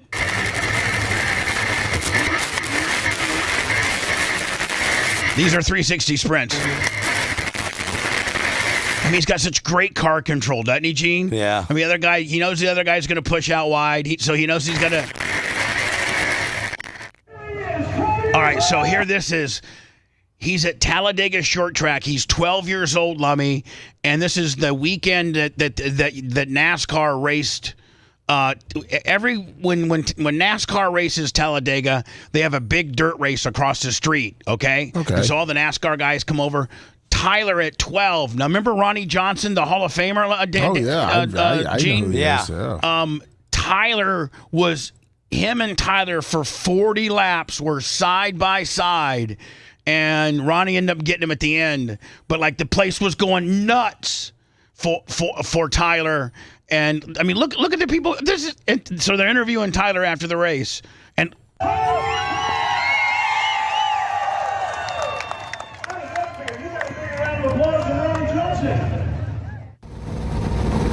modified.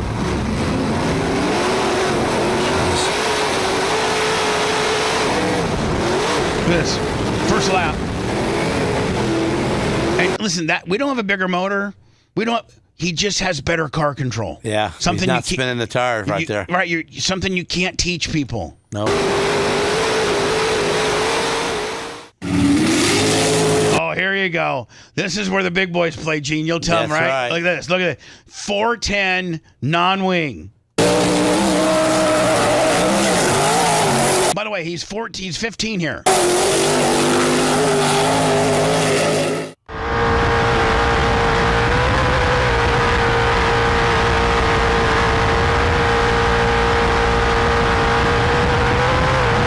Gene, listen. I put this one here, Gene, because listen. Most people at my track lift. Gene doesn't. Most people at my track lift. Not this kid. Let's just tell me if you hear that motor stumble at all. Listen to this.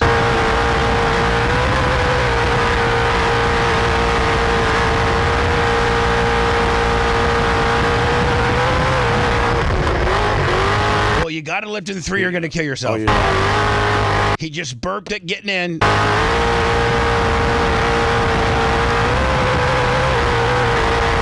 back on the throttle sooner than I do. What's that? He was back on the throttle sooner than I do. He probably about 2 car lengths before you, he's back on it. Yeah. Just because he's just got that. He's just got what you can't teach.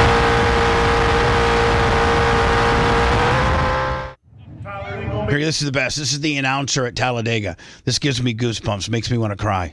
Long before you're not going to be standing here. You're going to be standing over there across the street. That's the goal, right? All right, so, this 15 years old, late models, open wheel, 410, 360s. I think that's it. Boom. What car would you start Seth in? If you were to put him out in the... I'd start Seth in... well, those 4.6s are pretty fast. Yeah. I'd start Seth in e-bikes. Jeez. Oh, man. I really have to. In fact, I think this weekend at my track, we got 4.6 Crown Vics. I'm going to try to see if I can get a hold of 8 or 9 of them to see if we could do a show race. Because, oh, my God, we could make it a 2-day. I could get hotel rooms for everybody, and we could practice, Gene, have all the guys. Because you just can't. You literally just don't want to jump in. You just can't jump in. I'd want to get Seth strapped in with the helmet on, taking a few laps, putt around on Friday night, having a whole night of practice before we just throw Seth to the wolves. So anyway, telling my Tyler Clem timeline. So I buy the track for him. Me and Augie towards the latter part of his late model career, me early on, have groomed this kid to be just unbelievable. Well on his way to getting possibly a cup ride, get into the next progression would be NASCAR, probably ARCA, trucks, Xfinity, and then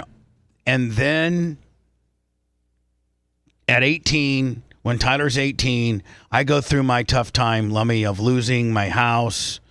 And I was living in a trailer back here behind the studios. And he's got people in his ear. And my kid comes to me. It almost makes me want to cry. Comes to me and tells me, I don't think I want to stay with you anymore. I just want to stay with my mom. I'm embarrassed to say that you're my dad. And this is when I'm at my lowest. But I'm still, Gene, at my lowest, I'm still renting a sprint car ride from Robbie Smith. Yep. I'm paying the bill. Still paying the bill, paying his racing bill. I still own the track. Still getting the sponsors for him. And we go 2 years without talking. And he at that point's driving for Augie, which is cool. He probably threw me away because he did have a backup plan. So then at 20 years old, he comes to me and says, I'm sorry, I love you. I'm sorry what I did, but I want to start, hanging out and living part-time with you again. So Gene, go out and buy a modified. We got Augie's late model. I got Robbie Smith, the Smith brothers, sprint car. They're putting him in a good ride. I'm renting that ride. And then he meets this girl. And this girl does not, well, at first she likes me. But then she, when I call her out on a few things that she's doing that I don't appreciate, she then tells Tyler, you got to get away from your father. He's a piece of shiz. He physically has abused you. He has mentally abused you. All this stuff.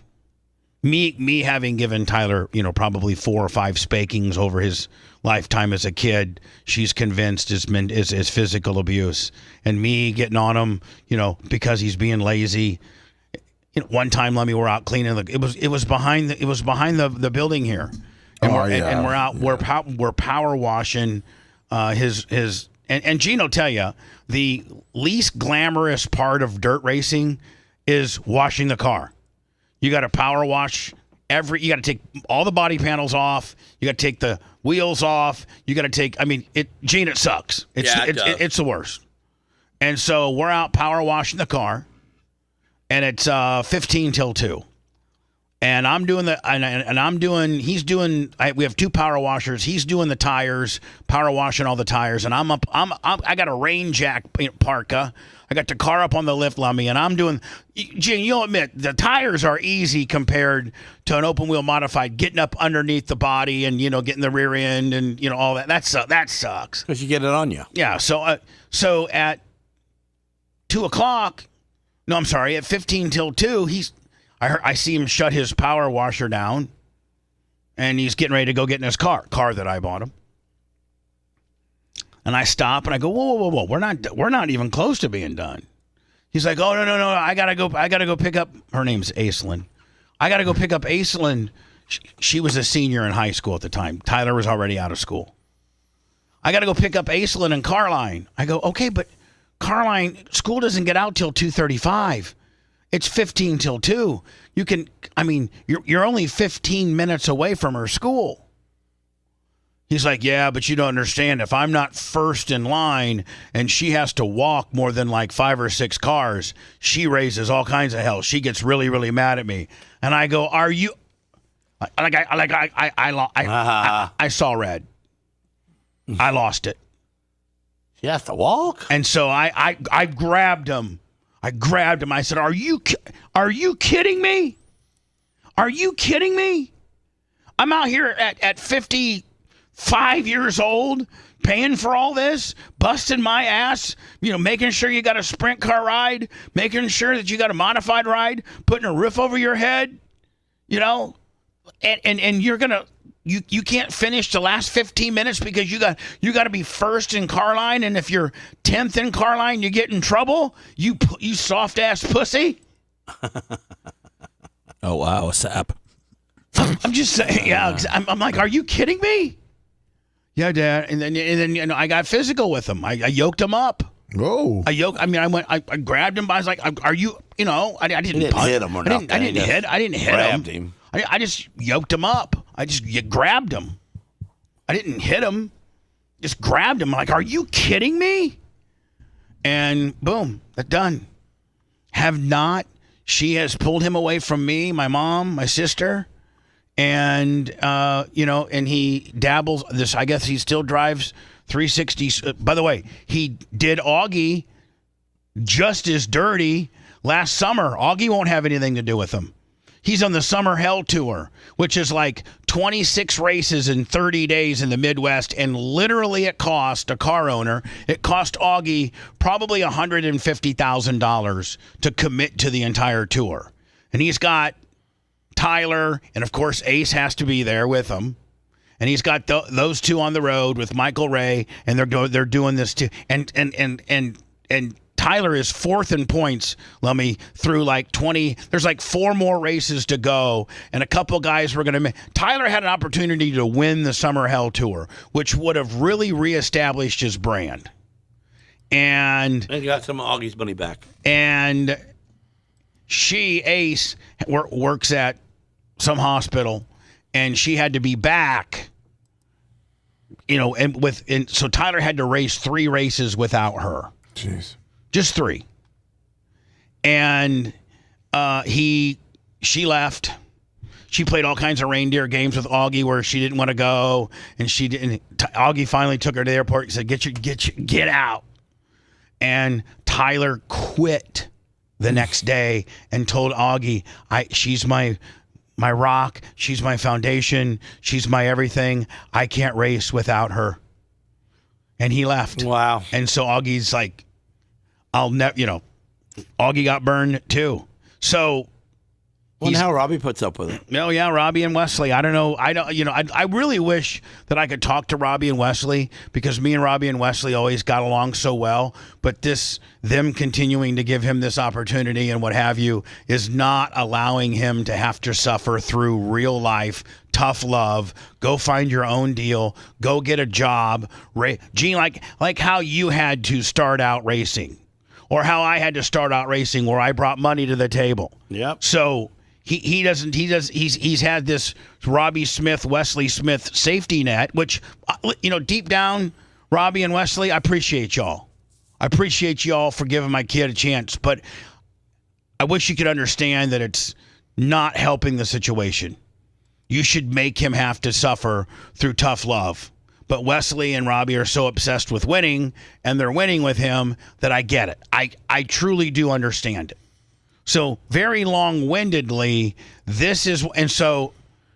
had Tyler stayed the course, Gene, I think there's a chance we may have got him in a NASCAR, but then I see this, and I'm saying Tyler probably would never, even if he would have stayed the course with me and continued to win.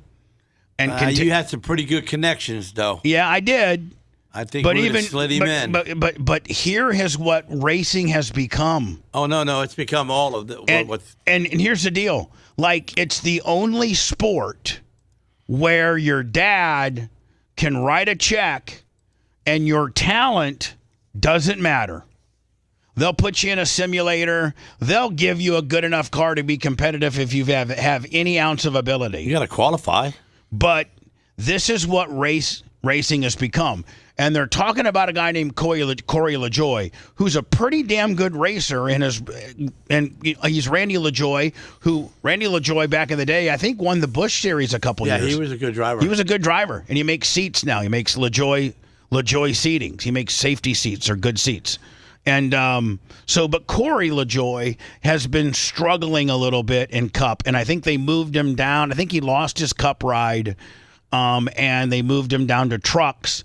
And so somebody at a press conference asked Kyle Busch. Now, Kyle Busch in NASCAR is kind of the elder statesman now.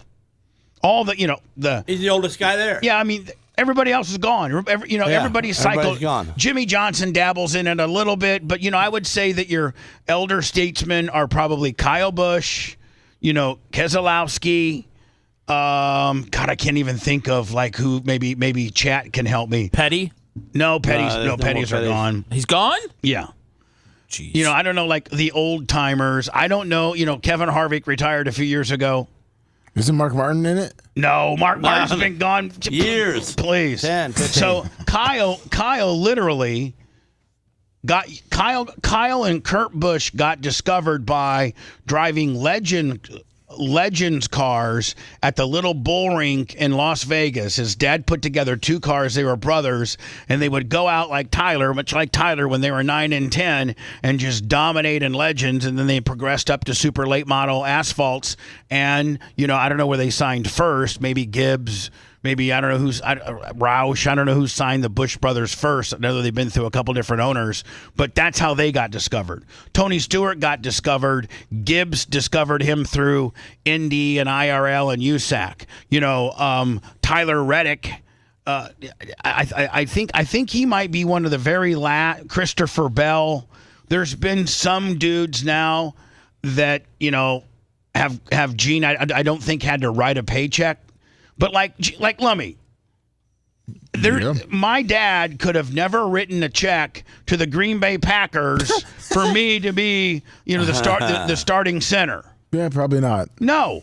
Did everybody ever try? But in racing, this is what racing has become, and it's killing the sport.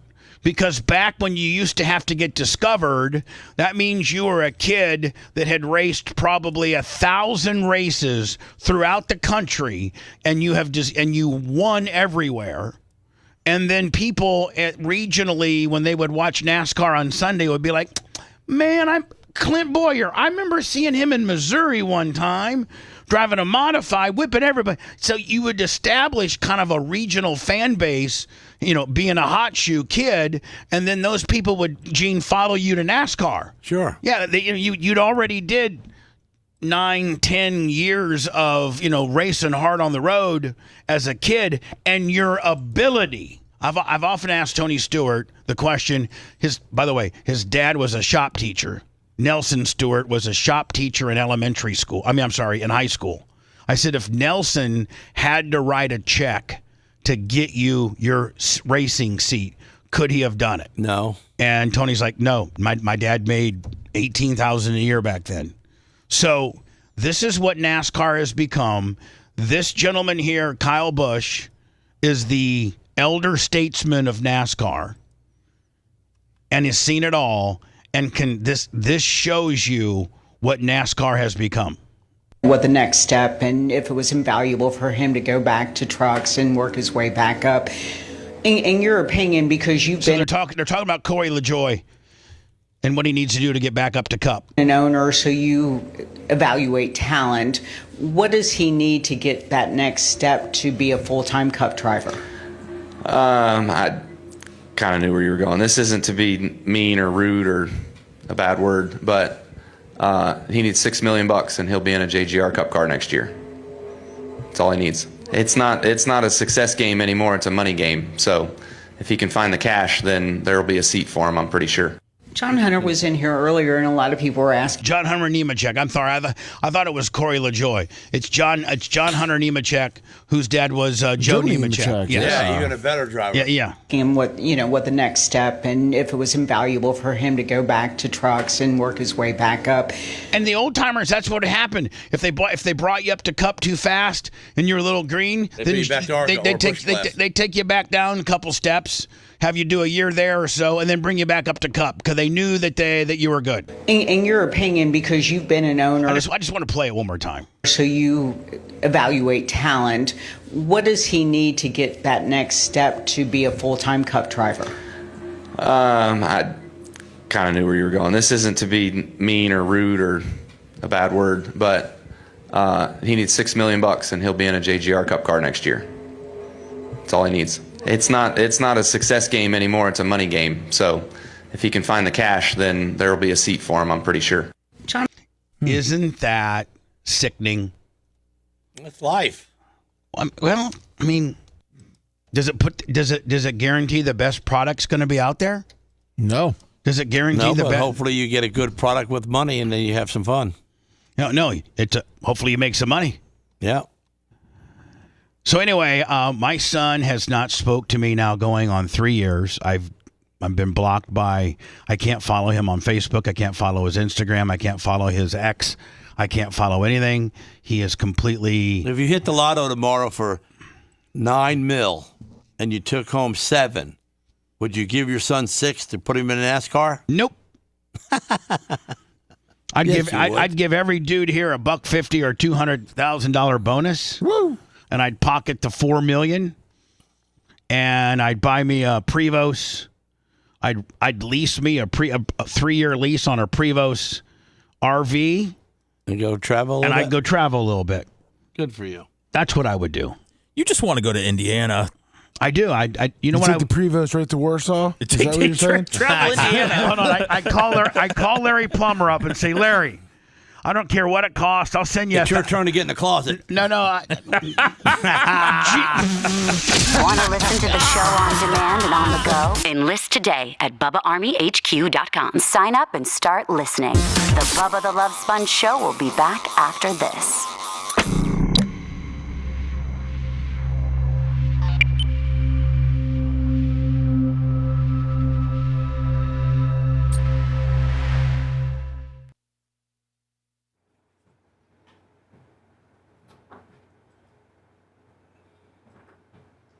In Alaska, that went through 8. What's our all-time record? 1 second, I got it written down. 26,320. Oh, we hit 26,000 yesterday. Yeah, in the 8 o'clock hour.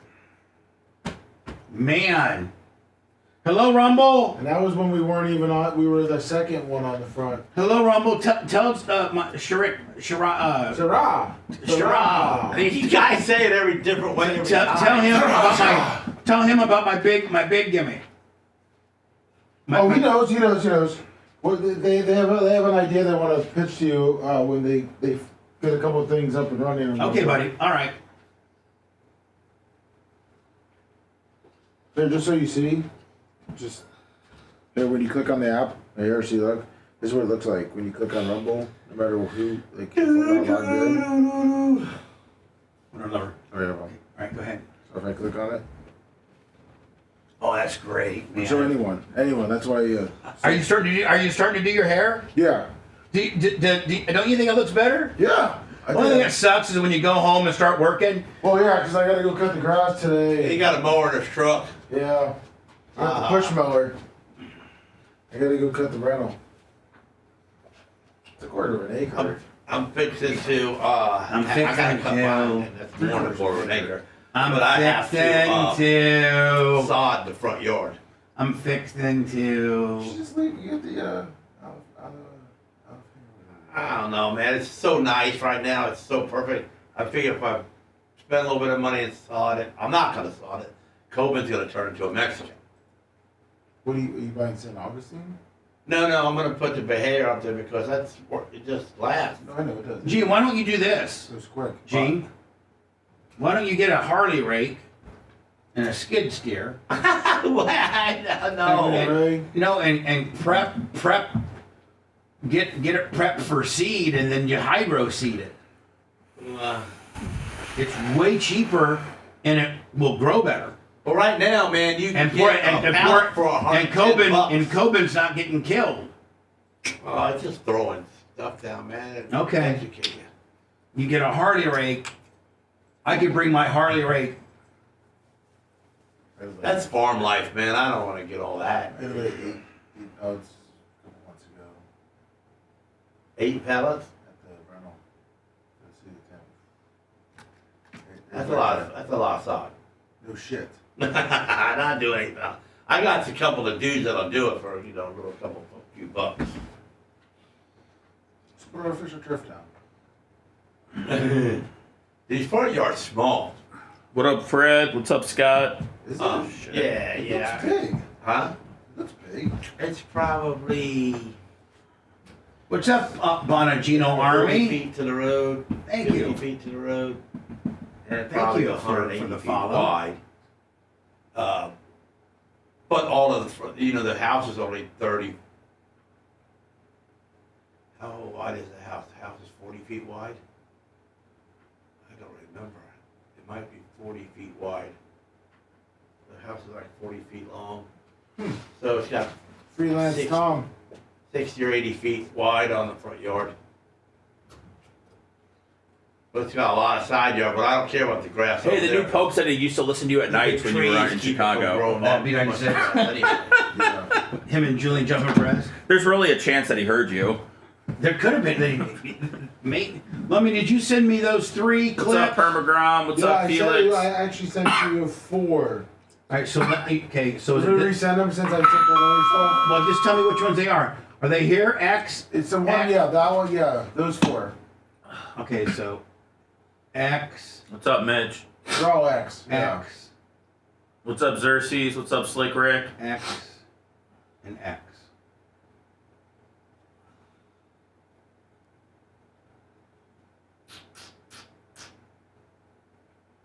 What's up, Thomas? What kind of syrup, Scott? Oh, the one you sent? Is that you that sent the syrup? What's up, Ray? What's up, Thompson? It's been too long. It's been too long since the first name. What's up, Wyatt? What's up, Nick? What's up, Cash? What's up, Xerxes?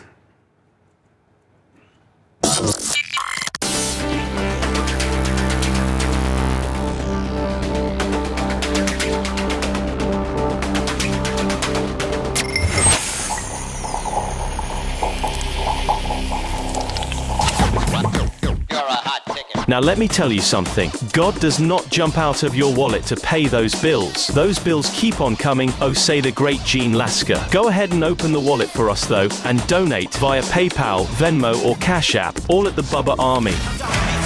Now back to the show. Lummy, I don't know, do we get a lot of Rumble rants? Yeah, Ancient Art Acupuncture Largo with the Rumble rant. Yeah, so if you do it, Rumble's got their own chat. Yeah, hold on. Rumble's got their whole monetization system as well. It's called a rant. Oh, right. A Rumble, isn't it, Lummy? A Rumble rant? Yes. Am I allowed to go to that? What's that? No, you're not allowed to be on chat. I'm not allowed to be on chat.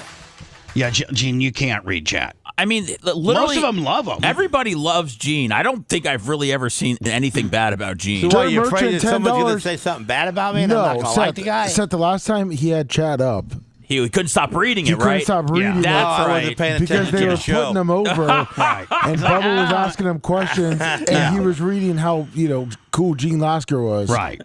Let me tell you something. I was just reading. Cross 43, you're damn right. I'm cool as hell. Let me tell you how many sprint car with. Gene, just so you know, later you can go back and watch the show, and it'll show you what everybody was like chatting about in real time. So you can go back and read how much everybody loves you later. Or Snook Slayer had a pretty good observation, saying maybe Gene just needs to look at chat during hot mic. Yeah, then I could talk to him. Yeah, then you could talk to him. Let's maybe consider that. Okay. Because, then Gene during hot mic for the 5 minutes and 20 seconds, and you can maybe toggle between Rumble and YouTube. Because you don't want to, we just don't want to, we don't want to forget our YouTubers now. I mean, not at all. They're the original OGs. Oh, they're there. And you're like Dirt Merchant just laid down $10. I think you missed that. Did you? No, I got it. Did you get it? Okay, yes, yeah. Sir.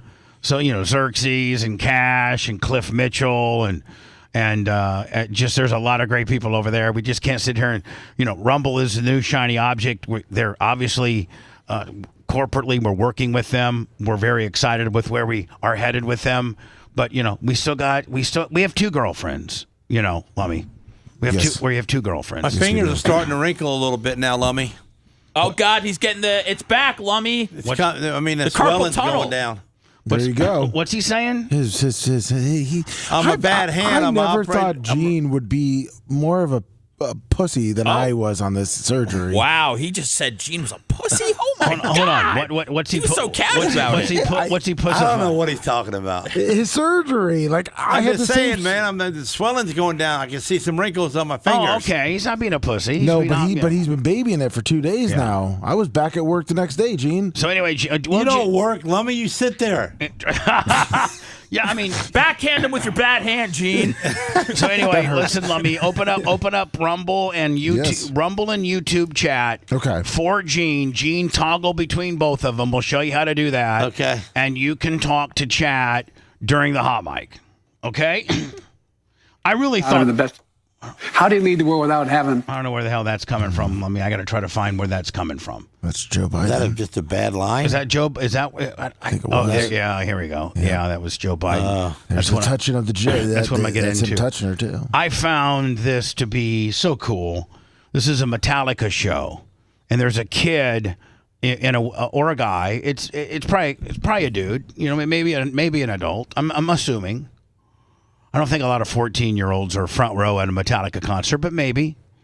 And I don't know if he's like Brandon the quadriplegic or he's paralyzed or whatever, but he's in a full-blown wheelchair, and they crowd surf him clear to the front row.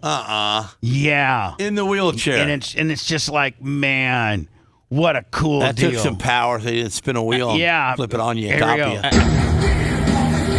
Oh wow. Flipping people off. Hey Bubba, so that Virginia Tech, I think that was in Virginia. Yeah, it was. It was in Blacksburg. So Virginia Tech, that's their song. The football team, when they come out and play, I guess for the last 25 years, they have come out to Enter Sandman. That's their walking out song. Yes, but because of all that, last night at this show, they officially set off the Richter scale. Yeah, they created a small earthquake. It charted as an earthquake last night. When this song was playing. I mean, because of the bouncing, jumping up and everything, down and making noise. 60,000 people there. It's not a so this is the football stadium, right? Yeah. Okay. Yeah. It's not a wonder metal. that Aluminum. if you bounce that much in a structure, it's not a wonder it didn't hurt the structure, right? No, they made it to where it gives. So, wow. Jeffrey Watson, $25. But the Earth's not giving, baby. They messed up our tectonic plates. Right.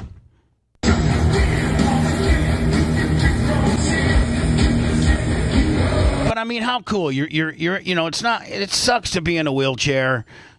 And being in a wheelchair, there are so many limitations in life as to what you can and you probably can't swim. There's just a lot of things you can't do. You can't ride a dirt bike. There's just so many things you can't do. And being front row at your favorite rock concert probably is not something you can throw him up on stage. You can wheel around. Well, they should have, but that'd be cool. You mean so you're saying the singer should have said, "Hey man, get up here with me"? No, the people should have threw him up there. Oh yeah, they're not. Yeah, well, the ushers aren't going to come, push a wheel guy off the stage, right? Right. But it's cool, man, for the dudes and all the the people that got together to organize this to get this kid. It might have just been a spur of the moment thing, Bubba. I've been in those shows a lot, at these shows a lot, and sometimes you'll put a short person up or a girl that can't see or whatever. I'd be in that wheelchair saying, "Put me up in the air, man. Give me up." So, Gene, you would fake being paralyzed? Hell yeah. And you can see, man, they got a couple big dudes that got there. They're holding him up there, no problem. And they got no problem. This guy's is very secure.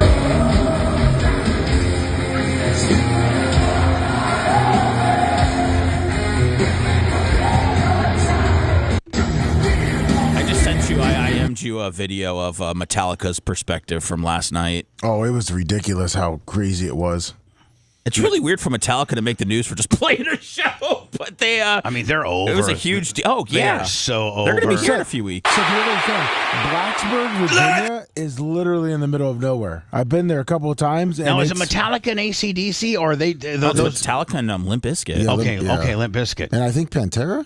Who opens up? I know AC/DC is coming to town too. Yes, both which are Ray J, where the Bucks play. Yeah, but so these Metallica and AC/DC. I mean, Taylor Swift. You've made it when you're playing stadiums and not the play Taylor sold out 2 nights in a row. Yeah, like you're playing stadiums, not places where they have ice. Not where the Lightning or the NBA team plays. You're playing the same size venues you were at your peak. I mean, that's huge. True. Let's go! I got to tell you, man, James Hetfield has really... He stopped aging about 15 years ago. You know what? You didn't know where I was going with this, but that's where I was going with it. The fact that he looks great, doesn't he? You think he's on some growth or something? Oh, he's on everything. Oh. You got to be, yeah. Yeah. Let's go! I got a chance to meet him when I was at 98 Rock. They signed a guitar for me. I have a Metallica guitar. I have a Metallica 10 million record RIA award, and he was so I was back there with everybody from the radio station, and at that time 98 Rock, we were the only game in town with regards to rock. So they really kissed, and this is back, Seth, when you really needed radio. Like there was no digital deal. And in fact, I think Metallica was the one of the last big bands to fight the digital deal. They remember. I wonder if they would have put up a fight if they knew what was eventually coming. Yeah, exactly. But am I not right, Dave? Lars the Napster. They went after Napster. Yeah. So James Hetfield was me, Brad Hardin, I think Big Rig. I think, who was the guy at Ricker? I think it was 4 or 5 of us that were back there, and he took pictures with everybody. He knew we were playing the new single at the time, whatever it was. I think it might have been, didn't Metallica do a Turn the Page remix of the Bob Seger? Oh, I don't know that one. I think Metallica may have done Turn the Page. They did, yeah. Let's go! And a lot of people, James Hetfield, of course, the lead singer of Metallica, but a lot of people they really kind of sleep on his guitar skills. He's an unbelievable guitarist. I mean, almost all the major leads on all Metallica songs are him. Let's go!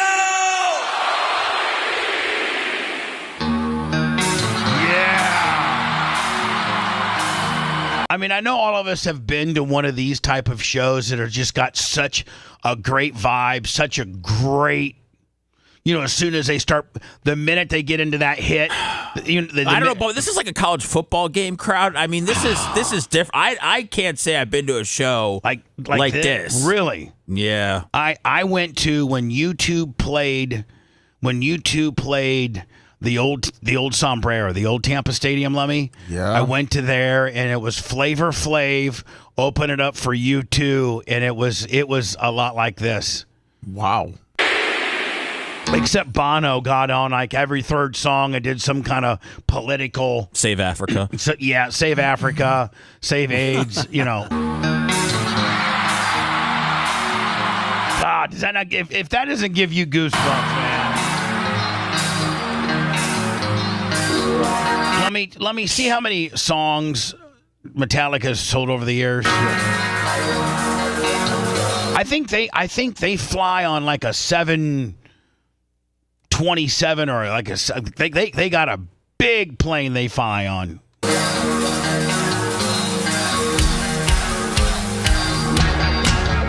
And Lars is absolutely one of the greatest drummers ever to live. 150 million albums worldwide. I think he's the one. Isn't Lars from Metallica the one to invent the double kick bass?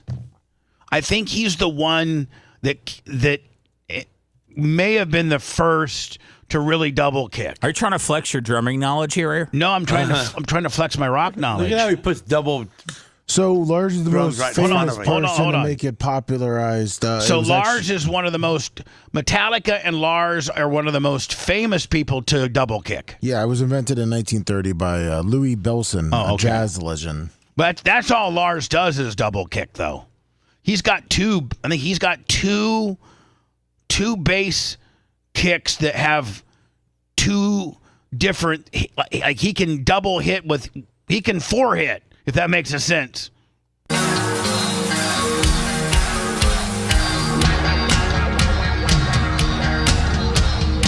like that double drum right in front of me. Triple. God, this is so kick-ass.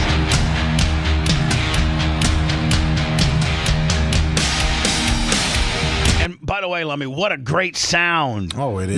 This isn't a studio. This is live in front of at a football stadium in front of 60,000 people. Now, granted, this is probably taken right from the soundboard. Now, I heard, Seth, that the minute they'll do an encore.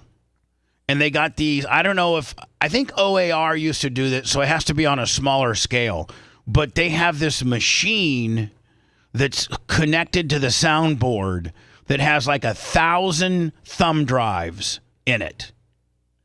And they can replicate those 1,000 thumb drives. So they store the entire concert on it, and then you can go to where you buy your T-shirts and things like that, and buy a thumb drive of the show. Have you ever heard of that? Cool. Have you ever heard of that before, Seth? Where they have the bands are they're recording the show, and then they have this thumb drive duplicator. So while they're doing that, and the only thing that's not on the thumb drives is the encore, because they need that 15 or 20 minutes to be able to mass produce these, thumb drives. Yeah. Not everybody does that. I know what you're talking about. Like they sell them after the show. Yeah, you can be like, hey, say Tampa Live, or Yes. Yeah. So I think there's a lot of bands that do that. Yeah, you're right. Wow, look at this. Now, see, back in my younger days, I might not, but I'd have to be in a VIP box, sitting down. I couldn't be standing up down there like that. I always made it up front. Look at this. God dang. Hit it. Come on out. Oh, yeah. If that didn't get you going, man, then you need to flip the channel. You're a pussy. I mean, even if you're an alternative guy or a rap guy, if you just don't understand, if you don't just appreciate the energy Dude, here. everybody likes this song. This song crosses genres. Wasn't this who was the famous saver for the Yankees? Pedro Martinez. Oh yeah, Mariano Rivera. Yeah, is this he was the Sandman. Yeah, and this would be his coming out song. I believe so. When they started hitting this, he started. And the Yankees, I mean, they got that bullpen that's out there by center field, so you got to run. You know, I'd be gassed by the time I got to the. Oh yeah.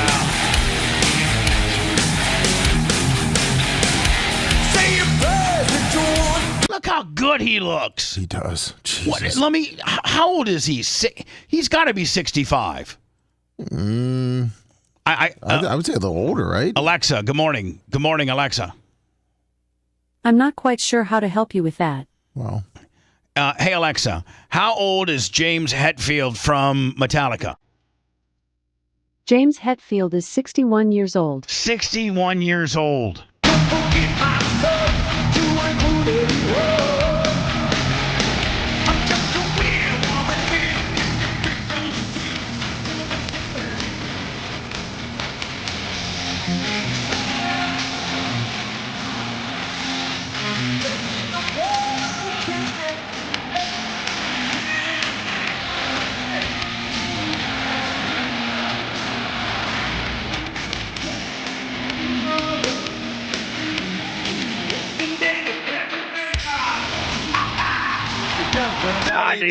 They sound so good. What? He sounds better now than he did earlier in life.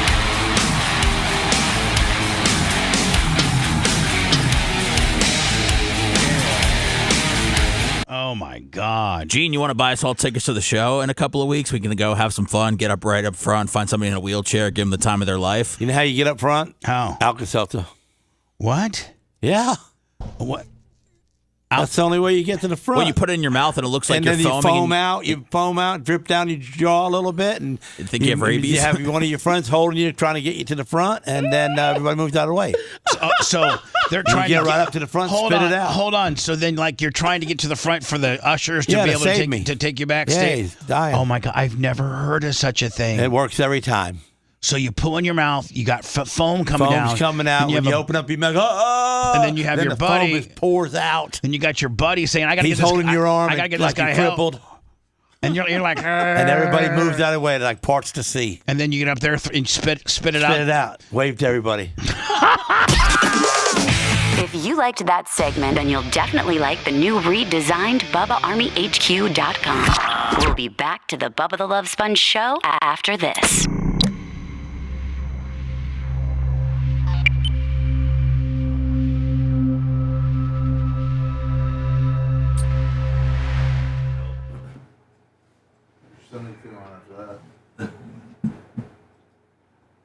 Sometimes you can work your way through people, but sometimes there's just a wall. Yeah. They ain't giving up their spot. No, that guy, this is funny. It's funny that. When they turn and look at you and you got foam pouring out your face and dripping down your neck. Yeah, they're jaw, so trolling they you, kind of dude. like let you by.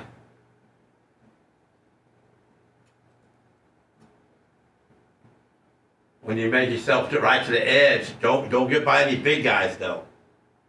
Because when you get to the end, Once you grease them, they see that you're sucking them, they'll beat you up. Pound on you.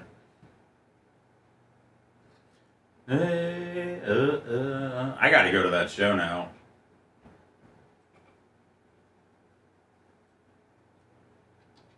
I've never seen Limp Bizkit.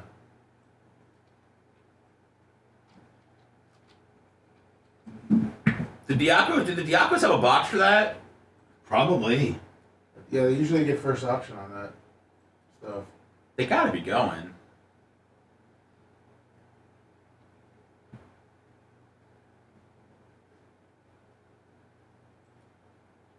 Who cares? Who cares? Nice macho. Yeah, that's what I thought, Carlos. Pantera and Limp Bizkit. Since weren't you wanting to see Limp Bizkit? Yeah. I never saw them. I've always wanted to see them. Concert tickets are just fucking outrageous these days. And it's not even the tickets, it's the fucking fees. Yeah. Man, is your 3 doors down, dude? Your friend, you dying? He's not doing too good, buddy. That's terrible. Yeah, that was actually bumming me out yesterday. Just send me an email. Yeah, because I don't want to write it down. And then you see what you said. Shoot me an email. That dude liked you, man, when we was up there. They were so appreciative because we were literally one of the very first stations to play their stuff. You know it, right? Love Me BTLs? No. Love Me BTLS at gmail.com. Down to earth dude, man. He's only 46. That's crazy. Is that all the older is? Yeah. Wow. Right down, there's a paper, and I'm on my phone. That's terrible. It'll be easier that way, plus I have it as backup.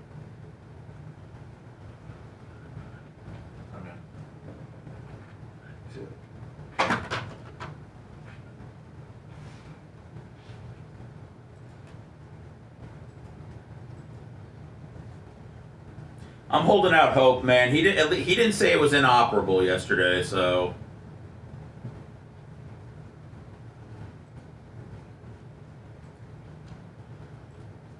I was reading up on it. They said if they can catch it before it spreads too much in his kidneys, yeah, that there's a higher survival rate for like 10 years. Coach Cooter, I hear you. I might be listening to some Metallica on the way to the track today. Darkness,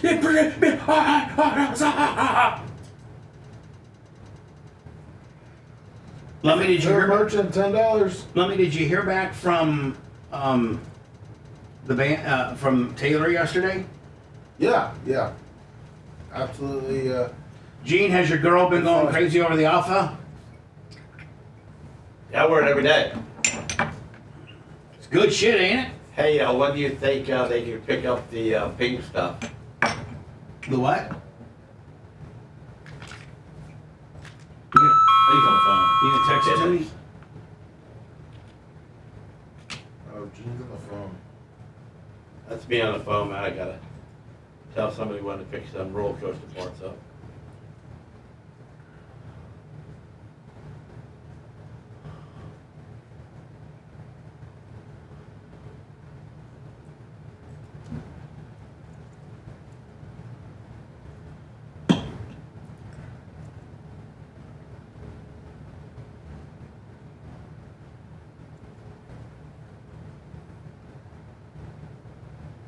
Super bad human with you, Kevin James.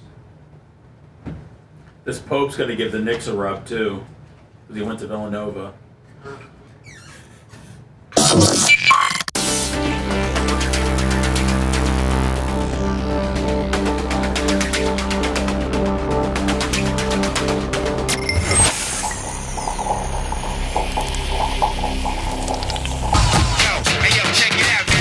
Bubba the Love Sponge Show, Unsigned Band Thursdays. If you or you know someone in an unsigned band, get off your ass and submit a demo to show@BubbaArmyHQ.com. This could be the big break you're looking for. That's show@BubbaArmyHQ.com. A stadium full of millions of listeners could give you the break you're looking for. Now, back to the show.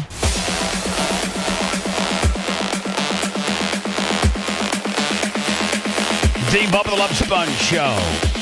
Live from Tampa, Florida. Myself, Lummy, Gene Lasker, Seth Kushner, and the Macho Man. Look at that facility. Lummy, did we get... looked like Gene wasn't really interested in chat this past go-around. He was on the phone, slinging roller coaster parts. Looking for... Well, he's probably doing business. Yes. Yeah, I had to tell the roller coaster guy when to pick up his roller coaster parts today. So I had to call my guy to see how much they got done last night. Is he picking it up in pieces? Yeah, man, we're doing like 2 to 4 pieces a day. And then he just gets. We got 88 pieces to do. Now, are you powder coating them almost close to like a pink? Hold on, you didn't let me finish the question. Are you powder coating them in the order of assembly? Meaning, like, I'm not for sure how they're bringing me. They're bringing me the hardest parts first. Well, I'm just saying. We have to have a crane there to pick them up. You have to have a crane at your place? Yeah, I got a crane there. So did you Sunbelt Rental? No, it's theirs. That's what their show crane that travels around the country with the roller coaster. So, Gene, let me see if you can figure out what the problem is with this woman. She's on what looks to be channel 5 somewhere. KTLA. Oh, this is a big television station. This is Los Angeles. Tell me if you can figure out the funny here. You ready? Okay. We tried to reach out to the man who died in this pursuit. They were unavailable for comment. Micah, back to you. I don't know what. Yeah, let me just play it one more time. You got the little hand all over. No, hold on, Gene. The visual means nothing. It's the audio. Oh, so they're throwing it live to this girl. Okay. For a report on this particular dude. And let's see if you can catch it one more time, okay? All right. Ready? Here we go. Out to the man who died in this pursuit. They were unavailable for comment. Micah, back to you. Oh, no, she's squeaky. One more time. We tried to reach out to the man who died in this pursuit. They were unavailable for comment. Oh, how you Micah, back reach out to you. to a man who died? Well, she's about dumb. Who's dumber? It took 3 times for you to pick up on it, you idiot. Well, I was listening to a sound. I didn't know that she was going to verbally abuse herself. That doesn't even make sense. But anyway, Lummy, did you see this? Yeah, Man, I saw this. This really makes you. I mean, like, I'm fat, and Lummy, you're dumb, and Gene's crippled at this point, and kind of dumb, and Seth's just all over the place. Macho Man's probably the only guy who's got, really good body and all that kind of deal. And now this woman, despite a rare birth defect called extra long leg defect. Oh, just wait, Gene. Is it Focomelia? Yes. Focomelia. Nadia Loravinci lives life to the fullest every day. Now, is this a women's fitness or a women's bodybuilding competition? Is this like a bikini deal? To me, it looks to be like maybe a woman's fitness competition, right? All over that picture? No, you're not. I'm going to play the video of this woman walking across the stage. I'm trying to establish what she's doing. To me, it looks like. Lummy, it's maybe like because she's got 65 there, so she's in that would denote that you're in a competition, right? Yeah, yes. And we just got to figure out what type of competition she's in. Is she in a bikini competition? Is she in a bodybuilding competition? Is she in a modeling competition?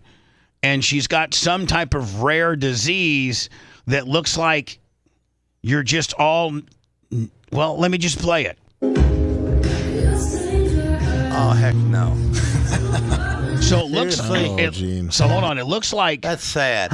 Gene, we're not making fun of her. I know, but why was she making fun of herself?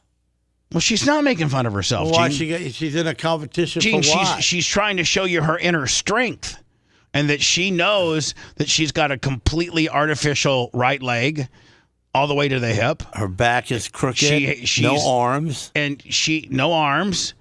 And she's trying to comb her hair. She's trying to say, I feel confident enough to be able to be in this competition. Everybody gets a trophy. You're right, Gene. Everybody gets a trophy. Boy, that's sad. That is, man. Now, Lummy, are those her boobs? Yes. So she's got boobs. She's got big boobs, but it looks like okay, first of all, she doesn't have a right leg. Let me see if she's Oh, maybe this is her handler and she's fixing to do something here. Okay.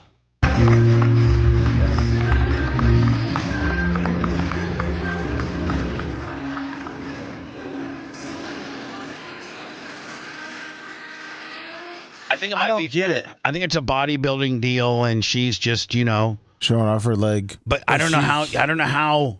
I think the only thing that she can work out is her left leg. You can't work out anything else because you don't got any arms. You don't got anything else. So like maybe she's the only thing she can present to the judges, Lummy, would be her left leg. Look at my left leg. The giant left boob. Well, I don't think the judges consider your boobs, Gene, as part. They're so different.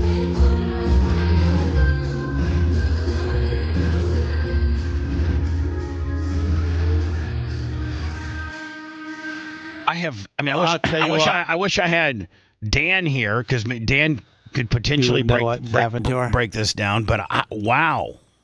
I don't know. What a life she had to leave so far. Poor thing. Yeah. Wonder if she can reproduce. Can she have kids? Because it doesn't look like she has much I wouldn't want to have another kid like that. Would you? If you were to have sex with her, do you think you got a chance to have a kid like that? It looks like possibly with the, Phocomelia, she might not even have a... vagina? Yeah. Well, then she's, she's what? Then she's useless? I wasn't going to say. What were you going to say? I was going to say it's going to be tough. Now you don't feel bad for her? It's going to be tough for a lot of guys who want to talk to her at the bar if you ain't got a vagina. She may, but it may not work also because it looks like... Oh, that's good. A vagina that's there that you can use, but it can't reproduce. Now, that puts you right to the top of the list. You don't got to get her pregnant. Something wrong with you, bro. Hold on. So you are telling me there's something wrong with you, bro. Now, are they giving her a trophy, Lummy? Well, Gene said everyone gets a trophy. She gonna pick it up with her teeth. Oh, she picked it up with her boobs. And she's carrying it away. Where? Right there. It's hanging. Right under her neck. Yeah. That's her hair. Oh.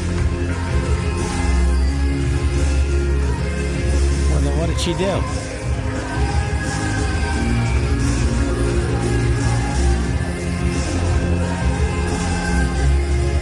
She looks kind of normal that way.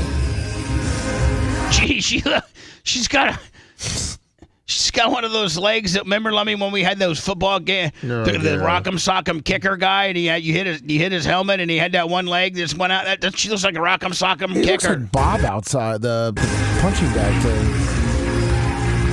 You know what I've seen. Would you go, Bubba? So is this a whole handicap gimmick when all the handicaps come out and show off and? I clicked off because I don't even know that I don't think it's a handicap competition. I think she's in there with the regular girls. Oh, wow. And she's just showing everybody that she's got that swag that she can have this particular condition and, have no torso, no butt. Well, it looks like she had a butt. Yeah. She has a head, this is exactly what she's got. A head, 2 boobs, and a left leg. That's it. Maybe it was the head, 2 boobs, left leg competition. But I do feel for her, and it makes you feel, Man, now I can't even eat a donut. What do you mean? Because you feel like, man, I'm eating a donut, making myself fatter, and this poor woman wishes she had working body parts. Arms. All I got is she can't reach for a donut to save her life. Carpal tunnel syndrome surgery. And I'm boo-hooing over here over that. Yeah, but you would take care of her, Gene. Like you would feed her donuts and stuff. Yeah, you'd take care of her, Gene. Would you? Maybe you wouldn't. Gene had a handicapped daughter that he took care of for 13 years, who was, very much 100% incapacitated. I wouldn't let her show off like that, though. No. I wouldn't let her do that to herself. If that's your wife, or that's your mom, or that's your daughter, or that's your whatever, if you're related to that girl at all, I think you say, listen, can we burn a timeout? Yeah.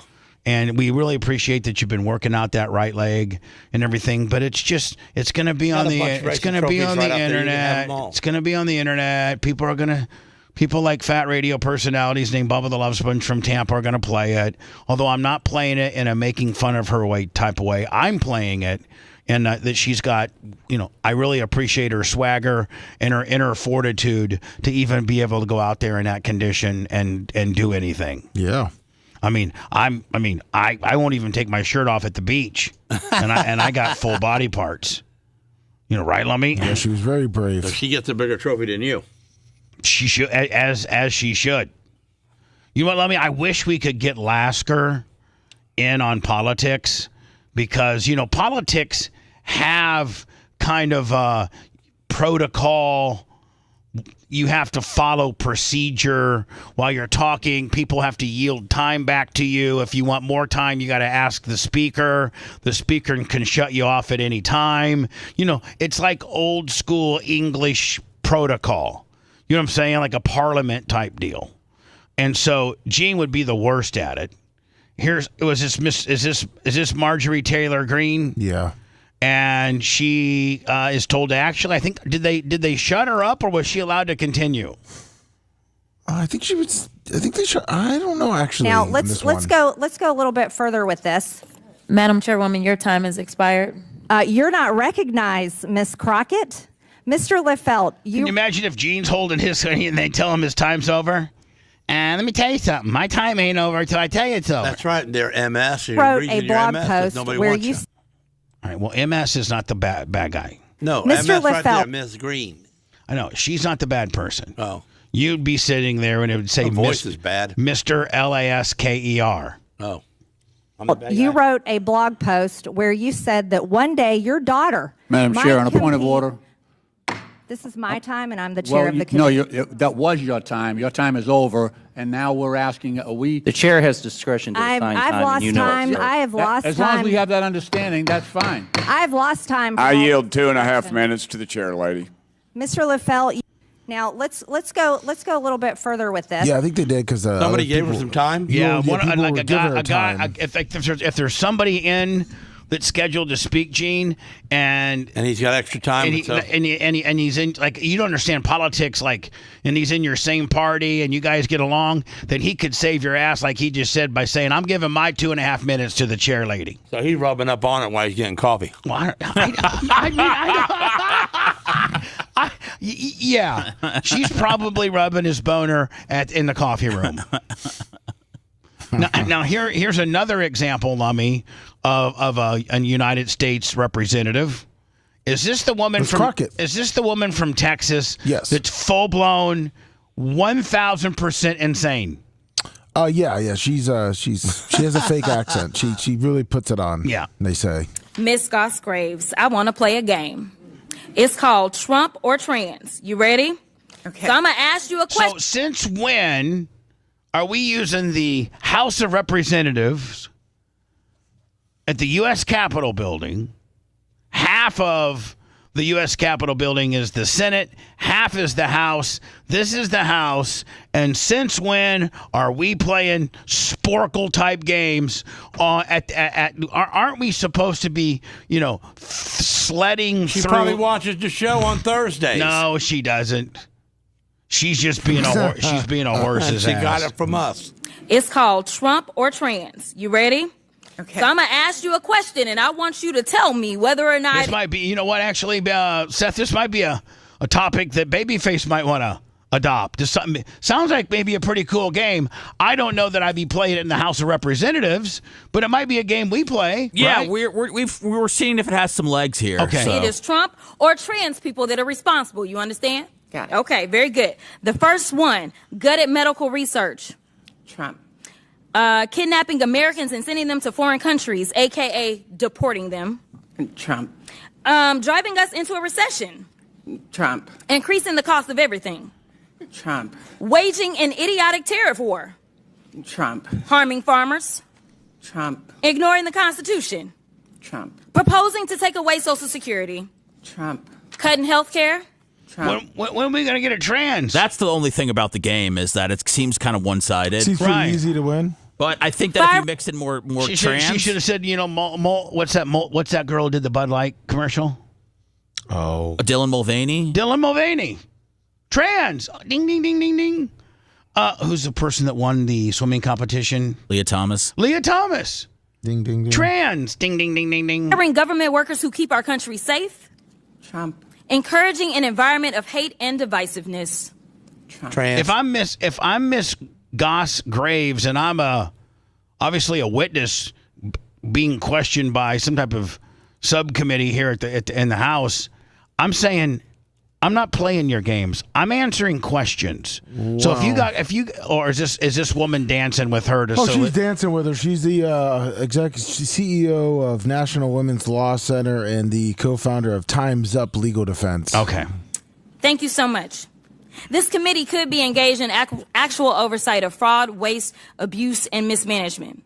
So let's talk about waste. Like Trump's plan to spend almost $100 million for his little birthday parade. Or how he spent 25% of his first 100 days golfing, costing taxpayers tens of millions of dollars. In fact, it's a little bit over $30 million at our last estimation. In fact, President Trump is on pace to spend more than $1 billion of taxpayer dollars just on golfing. Yet the Republicans have been silent. So they must think spending taxpayer dollars on the president's golfing trips is more important than providing health care to their constituents. And when I talk about constituents, we're going to talk about the ones on this committee. Bubba, are those graphics better than the ones the White House uses? Yes. Okay. I will tell you this. I don't like old girl, but she got a better graphics department than Don does. She should have said, and I should end my point with, my graphics is better than the White House's graphics. And I'm just a lonely old congresswoman. How do you sneak that sign in that day so nobody sees it ahead of time? True. How does your Republican guards let that in, huh? Just so now, is this the same one, Lummy? Yeah, it's still Crockett. Just so everyone knows, too, Biden took 577 days off, and he was the highest compared to Trump last time was 381. Biden took 577. Yes, 500, and he's the highest vacationed president of all time. Yes, he is. It's compared to like Bill Clinton and Barack Obama, who took like in the Man, if I was a president, I mean, he was old. I'd hardly take any vacations. He probably accrued a lot over the years. I'd hardly take any. What do you need, man? Let me not to deal with the world. Yeah, but at that point, you can just stay in the West Wing and act like you're working, but you could be watching porn and playing video games, and as long as you're not on a plane traveling to some what's it Martha's, not Martha's, Camp David, Camp David or Mar-a-Lago. As long as you're not at Camp David or Mar-a-Lago, you're not on vacation. They try to act like, political violence. Now, is this the same woman? Yeah, it's Crockett. It's the Democrats and it's the liberals. And it's like, actually, I mean, I'm not going to say that like a left. What district? Is it somewhere in Houston? I think outside Dallas. Is there any white people or anybody other than African Americans in her district? Because, like, to me, she doesn't even make sense for like Craig and Rio. I think Craig and Rio would call this bitch crazy. I think Alex, because she's pretty close to Stein, said that the area that she is pretty all African American. Leaning person cannot be violent because that would be like crazy to say that somebody can't be. But baby, what's that? What's that word? Baby, y'all got the white. Who's baby? It was a song a while ago. Hey, baby. Hey, baby. He's really saying, but, baby. But like, so what is she trying to say here, Seth? Is she trying to is she trying to recite the song, or is she trying to do like a baby? I think she's trying to do a baby. Baby. Y'all got the white supremacists galore, okay? Like all of them. You got the Proud Boys. You got the neo-Nazis. You have people that Man, you get her and AOC, and then that governor bitch from Maine. Oh. And then Tim Walz. And you got modern day nut jobs. I mean, absolutely nut jobs. Now, you got the Fettermans, and you got some other great Democratic people that make sense. But then they're evened out by these whack jobs. Truly should be classified as domestic terrorists, because a lot of times that is what they are doing. They are engaging in domestic terrorism. And guess what? They all align with your side. Yeah. Including the KKK. So like, I mean, this is who aligns with that. So like inherently in like who you are, y'all are violent. Like right. Y'all, and most of your violence has to do with people that's got a little bit of melanin. But nevertheless, like y'all are a violent group of people. Like you attract violent actors. She's basically saying all white people are violent.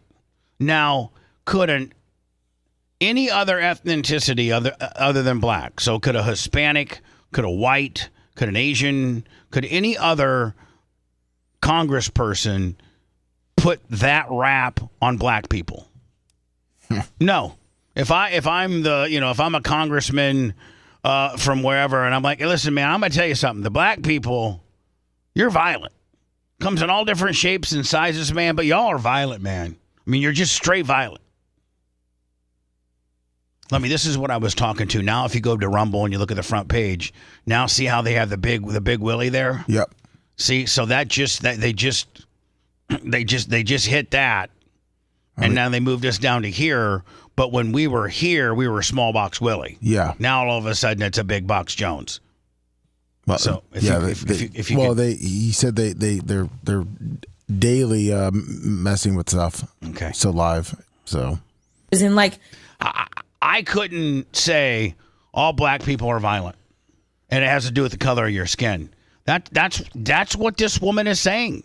But nevertheless, like, y'all are a violent group of, like, you attract violent actors, and, like, I'm sorry, I know they tried to make Black Lives Matter out to be the most violent.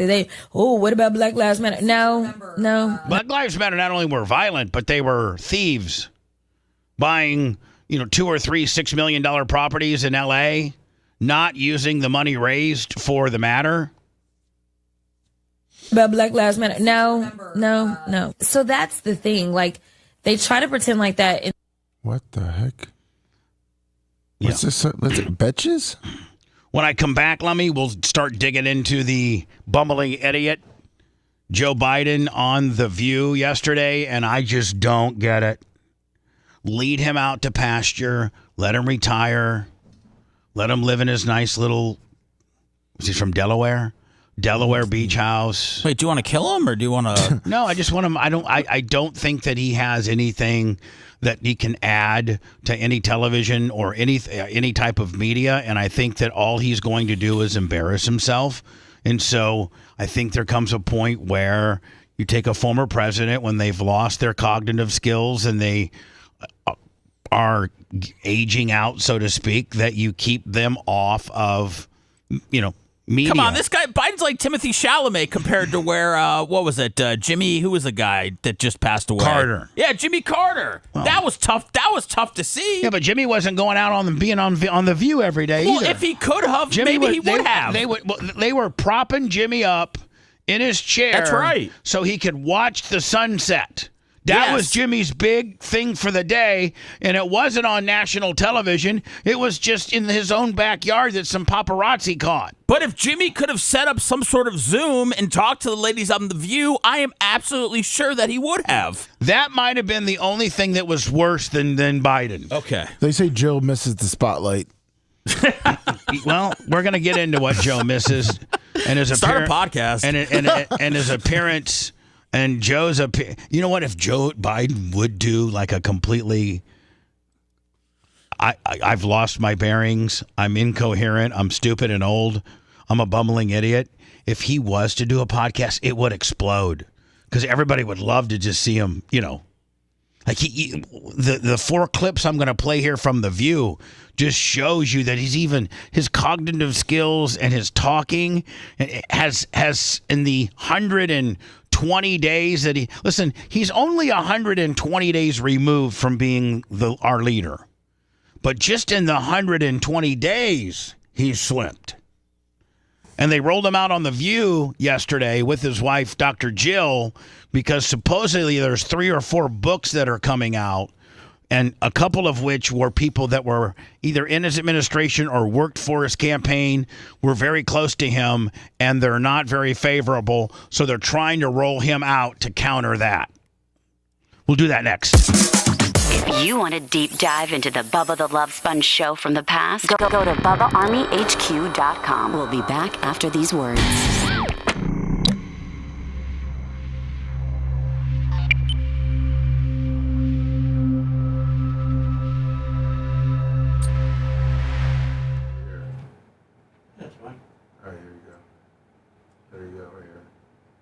Gene's on Rumble. So it slowly clicks by itself, huh? As people get on? Yeah, we'll just. Okay. They'll talk to you, Gene. The fuck? How did I get a joint health article up? What the fuck?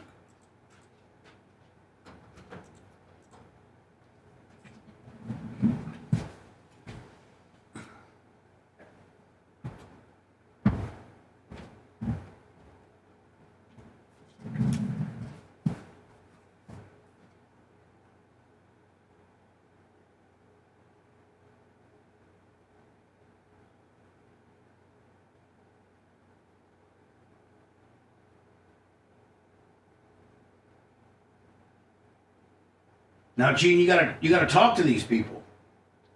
Yeah, good morning, guys. I see some. You talk to them, be like, hey, Glenn Longnecker, how you doing, buddy? Yeah. And Lifted Ham 78. What's up? Snook Slayer. That's crazy, brother. What's up? What's up, Jay Fish? The old man, thumbs up. What's up, Jay Fish?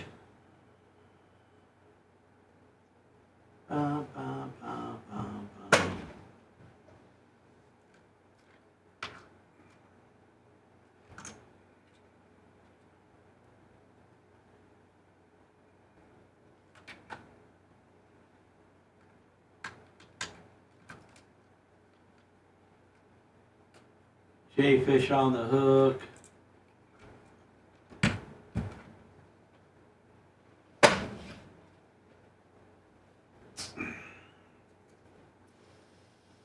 Thanks, guys. What's up, Lasker? Good. Yeah, GFOD. Let's go.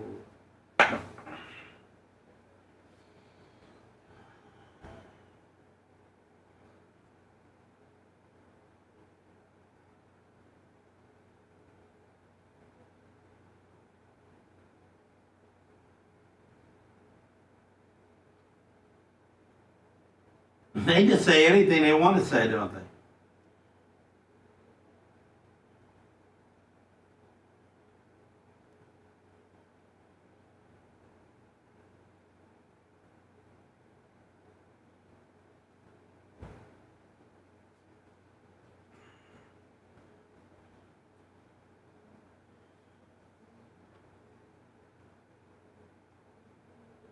Just a Friday host. That's all. That's all. That's all.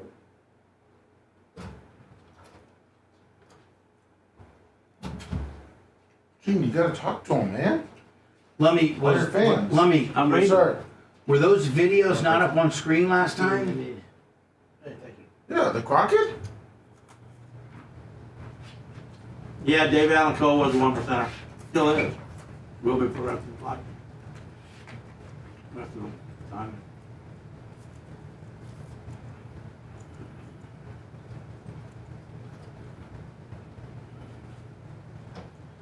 Good place to get 55-gallon fluid for the shot. What are you talking about?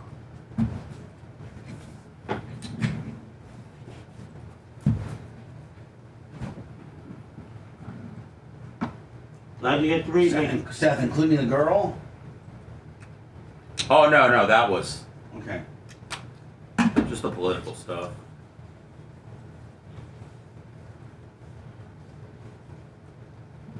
No, that was on. I couldn't look Well, at so many people got the funny names. I couldn't look at the screen when she was on.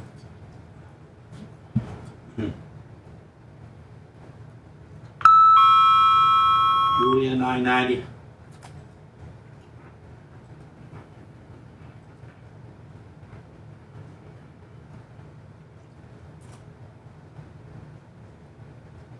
Where's mine? Says Seth hates Rumble.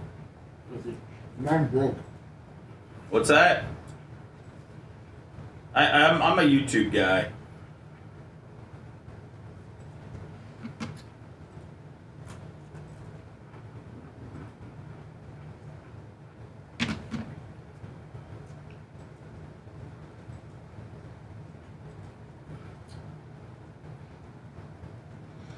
All right, so it's 4.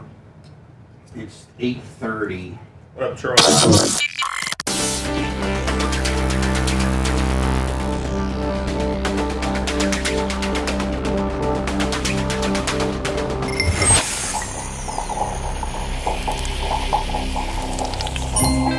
about it. Glad you're getting to hear to me. It's Lasker, and you need to know. God ain't going to put money in our pocket. Help out your friends. PayPal, Venmo, Cash App at the Bubba Army.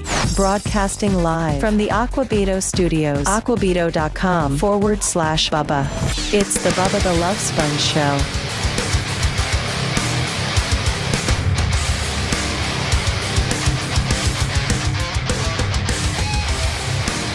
I think the Full Trucker Effect t-shirts go down, like, I'm probably going to make it Monday at noon. Do it Monday at noon. Let the weekend go? Yeah, let the people who get paid Friday and then maybe potentially, there's like, after we end the show, there's like on YouTube, there'll be another, almost, the show views will almost double for people catching it, later on. We've got a lot of people doing that. So, people that are catching it later on, getting paid on Friday, they're like, I better go to Bubba Army merch, Bubba Army store, Bubba Army shop, and pick up that limited ability, that pre-order only Full Trucker Effect old school throwback shirt. Do you do paying fours? Paying forwards. Paying fours.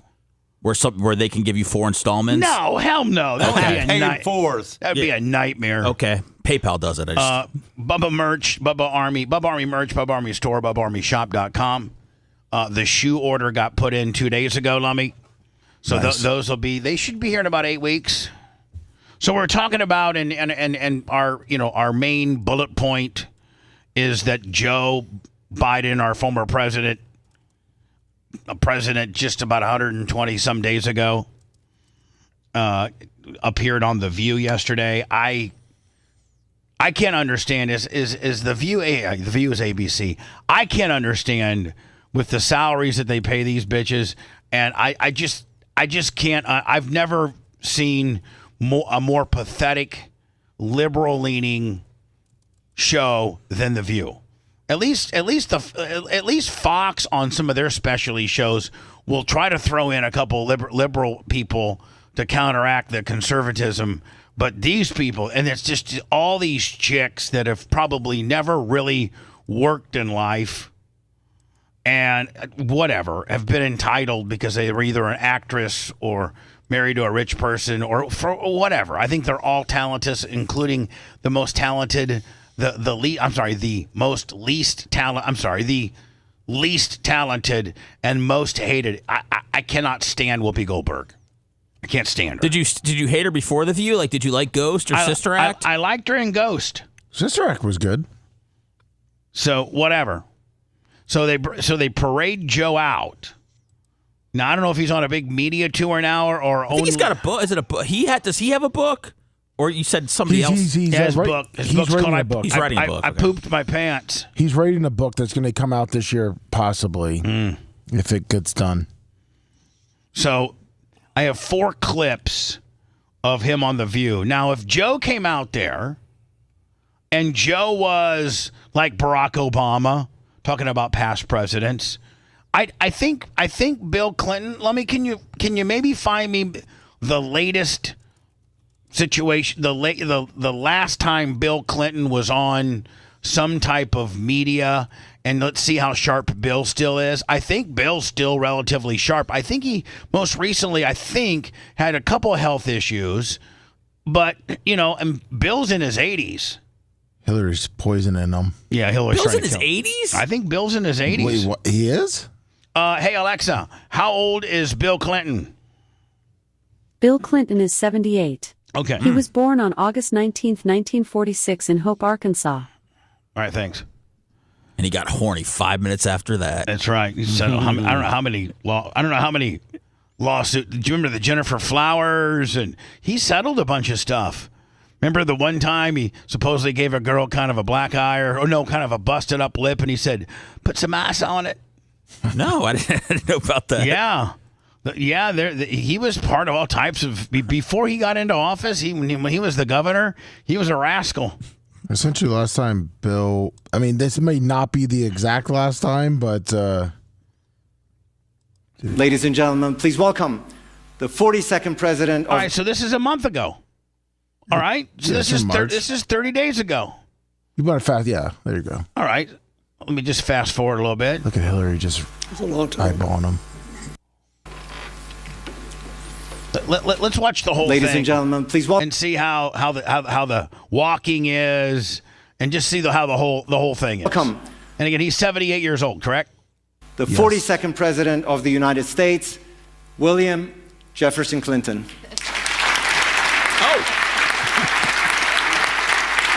Give it to me.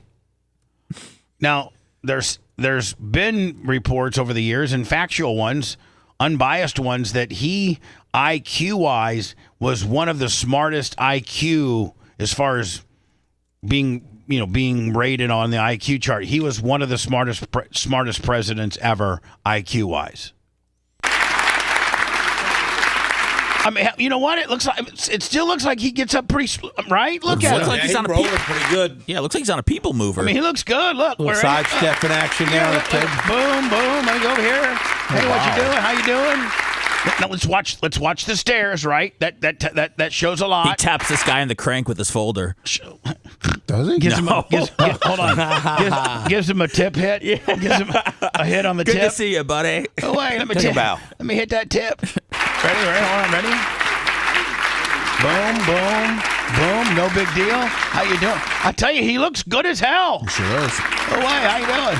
He's a giant. Oh wait, hey, how you doing? Yeah, I know. Hell yes. Monica's looking good nowadays. Still in touch. Hell yeah. How you doing there, Bert? Hey, Bert, how you doing? Good. Hey, Jim, how you doing? Good. And Fred. Clinton had the fourth highest IQ, followed by Jimmy Carter. There you go. All right, now where's no problem. Yeah, thanks for having me, man. Where's my microphone at? Well, hey, you little. Oh, yes. Hey, you little. Get you some. Hey, you little hung kung fooey. How you doing, baby? What's going on, man? Look at that head, dude. Look at the head he's got. Rub some of that oil on me. Wait, let me say something. Is it true what they say about Chinese ladies? Let's find out. Your vaginas go the opposite way? Oh, yeah, okay. Let me say. Hey, Jim, thanks for bringing me up here for my $250,000 speaking fee. Hey, what's up, Ahmed? Hey, what's up, Fred?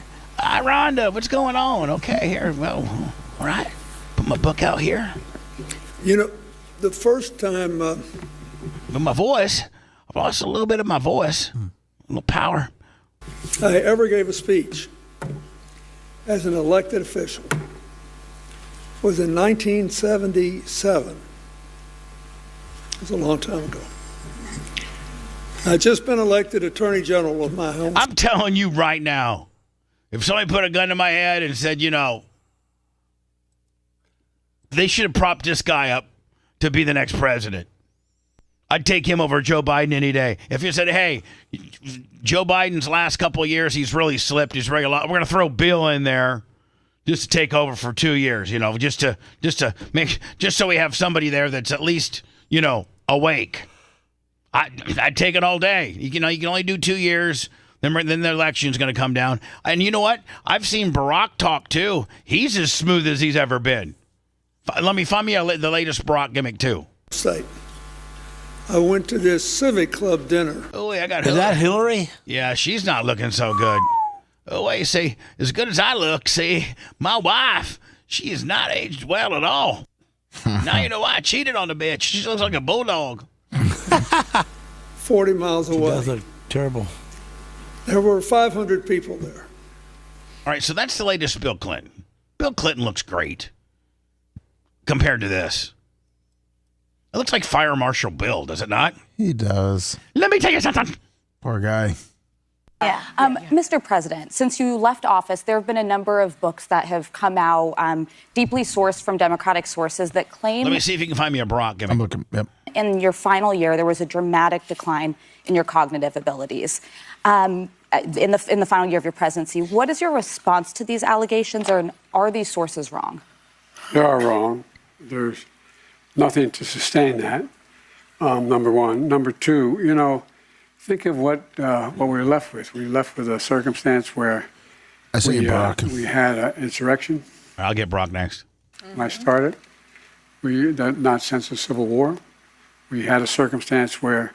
Now see, Jill, she's honed in on ready to jump in at a moment's notice. Waiting for him to mess up. Yeah, she's ready to double dutch in any second. So, she probably taps him on the right arm and says, I got this. We were in a position that we,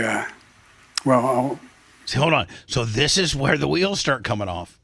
Right here. So he's describing how people say that towards the last part of his presidency, his cognitive ability started declining, which means that has a lot to do with being able to stay on track on topic, being able to communicate what you're trying to say, not getting lost and down a rabbit hole of said topic, or getting locked up.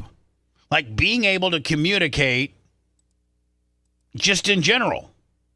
You know, I'd be like, Lummy, if you ask me something, you know, I literally could not stay on track. I could not answer the question. So the question in itself, he validates. He can't even answer the question about him staying, you know, having cognitive skills and being able to stay on track and hold a conversation. He can't even do that. He completely validates what they're saying. Watch. When I started, not since the Civil War, we had a circumstance where we were in a position that the pandemic, because of the incompetence of the last outfit, end up over 1 million people dying. 1 million people dying. And we're also in a situation. 1 million people died, but I let 34 million in illegally. So I figured, you know, we're 33 to the good, right? Situation where we found ourselves unable to deal with a lot of just basic issues, and which I won't go into in the interest of time. And so we went to work, and we got it done. And you know, one of the things that and Alyssa, so again, so he can't stay on track and answer the question efficiently without his cognitive ability slipping on the question about cognitive ability. Listen. You know, one of the things that Alyssa, you know, one of the things. So here comes Jill for the pickup. Jill sees that Joe's now officially Joe's stumbling. Here comes Jill to pick up the pieces. I think is that the people who wrote those books were not in the White House with us. And they didn't see how hard Joe worked every single day. I mean, he'd get up, he'd put in a full day, and then at night I'd be in bed, you know, reading my book, and he was still on the phone reading his briefings, working with staff. I mean, it was nonstop. It's the White House, being president is not like a job. It's a lifestyle. It's a life that you live. You live it 24 hours. So who's answering the question? Yeah. She is. He's now, if body language, you know, speaks volumes, he's now folded his arms and has conceded that she's going to answer or at least finish said question about your cognitive skills. You've only, in the minute and 32 that you talked, validated that you can't stay on track and you cannot answer a question about cognitive skills, which requires you to answer the question and have a start and a stopping point. A day. That phone can ring at 11 o'clock at night or 2 in the morning. It's constant. You never leave it. And Joe worked really hard. I think he was a great president. And if you look at things today... And here's the deal. Just staring at the ground. But here's the deal. How many... We just watched Bill Clinton. And the Hill Dog just sat there and watched her man, you know, talk about his first speech, and it was 500 people, and it was blah, blah, blah. But you didn't see her have to step in and finish Bill's thought. Nope. You don't see Mike having to come in and This has to do with something more precious, which is... You don't see Mike there. Mike's not there. They might be having a couple problems. Who are we as a country, and what values do we stand for? And now, this is not just an abstraction, and I think this is one of the challenges that we have. I wonder if him and Bill ever get together and be like, man, I am embarrassed of Biden. Biden really has made our party look stupid. We look stupid. Obama was sitting there mumbling a little bit too. Yeah, but just because he had some really, really deep, you know, like He got a lot of things to say in short time to say. I'll go back to Obama. I guarantee you he pulls the nose up. Let's just for fair purposes see if Barack pulls the nose up, okay? Okay. Or if he just keeps bumbling. And I saw this even before the last election.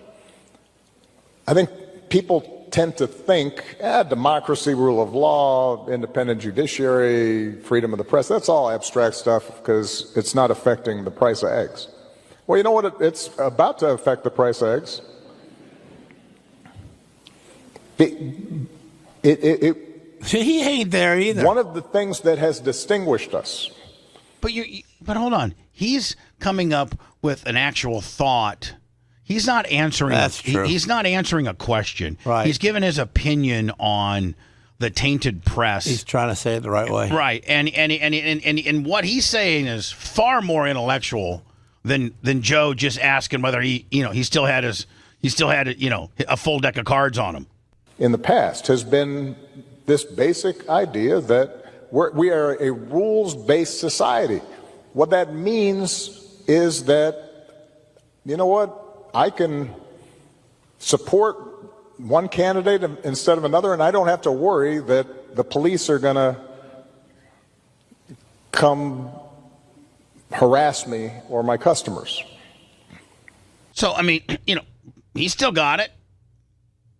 Barack Obama still got it. He's doing good. You didn't see Mike there stepping in and say, none. By the way, we call Michelle Mike because some people think she's a man. Hold on. So they pop on this. The studio pops on this answer, of which she's answered the majority of it. But they're told to pop. Well, I know they are. It's a great president. And if you look at things today. Hold on. Oh, he's a great president. 2 in the morning. It's constant. You never leave it. And Joe worked really hard. I think he was a great president. And if you look at things he's sitting there. He ain't even there. He's like, oh, I think I just pooped my pants. You can't trust a fart after 50. Am I in New York or where am I at? Am I in, where am I? I got a black woman over there and I got a good-looking brunette. My wife's here. Who's all these people? Are they clapping for me? He's just staring down. I mean, this only validates, the people that wrote the people that wrote the books and the people that wrote the book that's supposedly coming out here in a few weeks. This only promotes and validates potentially what they wrote is that he is, cooked. He's done. Send him out to pasture. If you look at things today, give me Joe Biden anytime. Look at him. He ain't even got a remark for it. Give me Joe Biden. He needs to be in that you contest with the girl with the one leg. There ain't nothing left to give me, Jill. Maybe you could take over.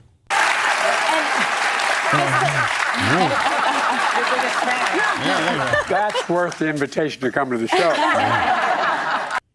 That's worth the invitation. The fact that my wife will answer my questions for me. That's right. And get a pop. Well, Mr. President, you had previously said that you thought that you would have won. Since then, Donald Trump won all the battleground states and made inroads with almost every major demographic, from working class voters to Hispanic men to black men. Knowing what you know now, do you think you would have beat him? Yeah, he's still got 7 million fewer votes. Felix Behar, 25 with the PayPal. Marfish 57 with the Rumble Rant. PayPal, Venmo, Cash App at the Bubba Army. So he thinks he would have won. Joe thinks he would have won. Working class voters to Hispanic men to black men. Knowing what you know now, do you think you would have beat him? Yeah, he's still got 7 million fewer votes. Yes. Hold on. 7 million fewer votes when he ran against you the first time. Not 7 million fewer votes against against Kamala Harris. And you're not the same guy as you were 4.5 years ago, 5 years ago, when you were the Democratic candidate for president and you beat Donald Trump. Yes, you did have 7 million more. But you're not this, that's like saying the 86 Bears are going to open up and that one of the greatest bear teams of all times, they're not going to compete against today's Bears. You can't use your 4-year-old stats on this year's election. Major demographic, from working class voters to Hispanic. I will tell you, she's pretty attractive, whoever this chick is. She's the quote-unquote right. Oh, she's supposed to be the one on their show. Oh, yeah, whatever. Men to black men. Knowing what you know now, do you think you would have beat him? Yeah, he still got 7 million fewer votes. Yes. Okay. A lot of people didn't show up. Number one. Number two. All right, so hold on. He's saying the first time he went against Donald Trump, he got 7.5 million more votes. He's also stating that in this particular, I'm assuming when he said half of them didn't show up, is he stating about this current election that half of those 7.5 million didn't even show up to vote this time? Yeah. Isn't that your party and candidate's problem? If you got 7.5 million more than Donald last time, and 3 million of those 7.5 didn't show up for this election, what's that say about your candidate? They're very close in those toss-up states. It was it wasn't a slam dunk, and look, every time I've been on the show, which I've been fortunate to be on more than once. Thanks for having me. Is that we talk? You guys don't focus on as much, and I think it's good on polling numbers. But let me put it this way: he's had the worst 100 days any president's ever had. Yeah, that's a fact.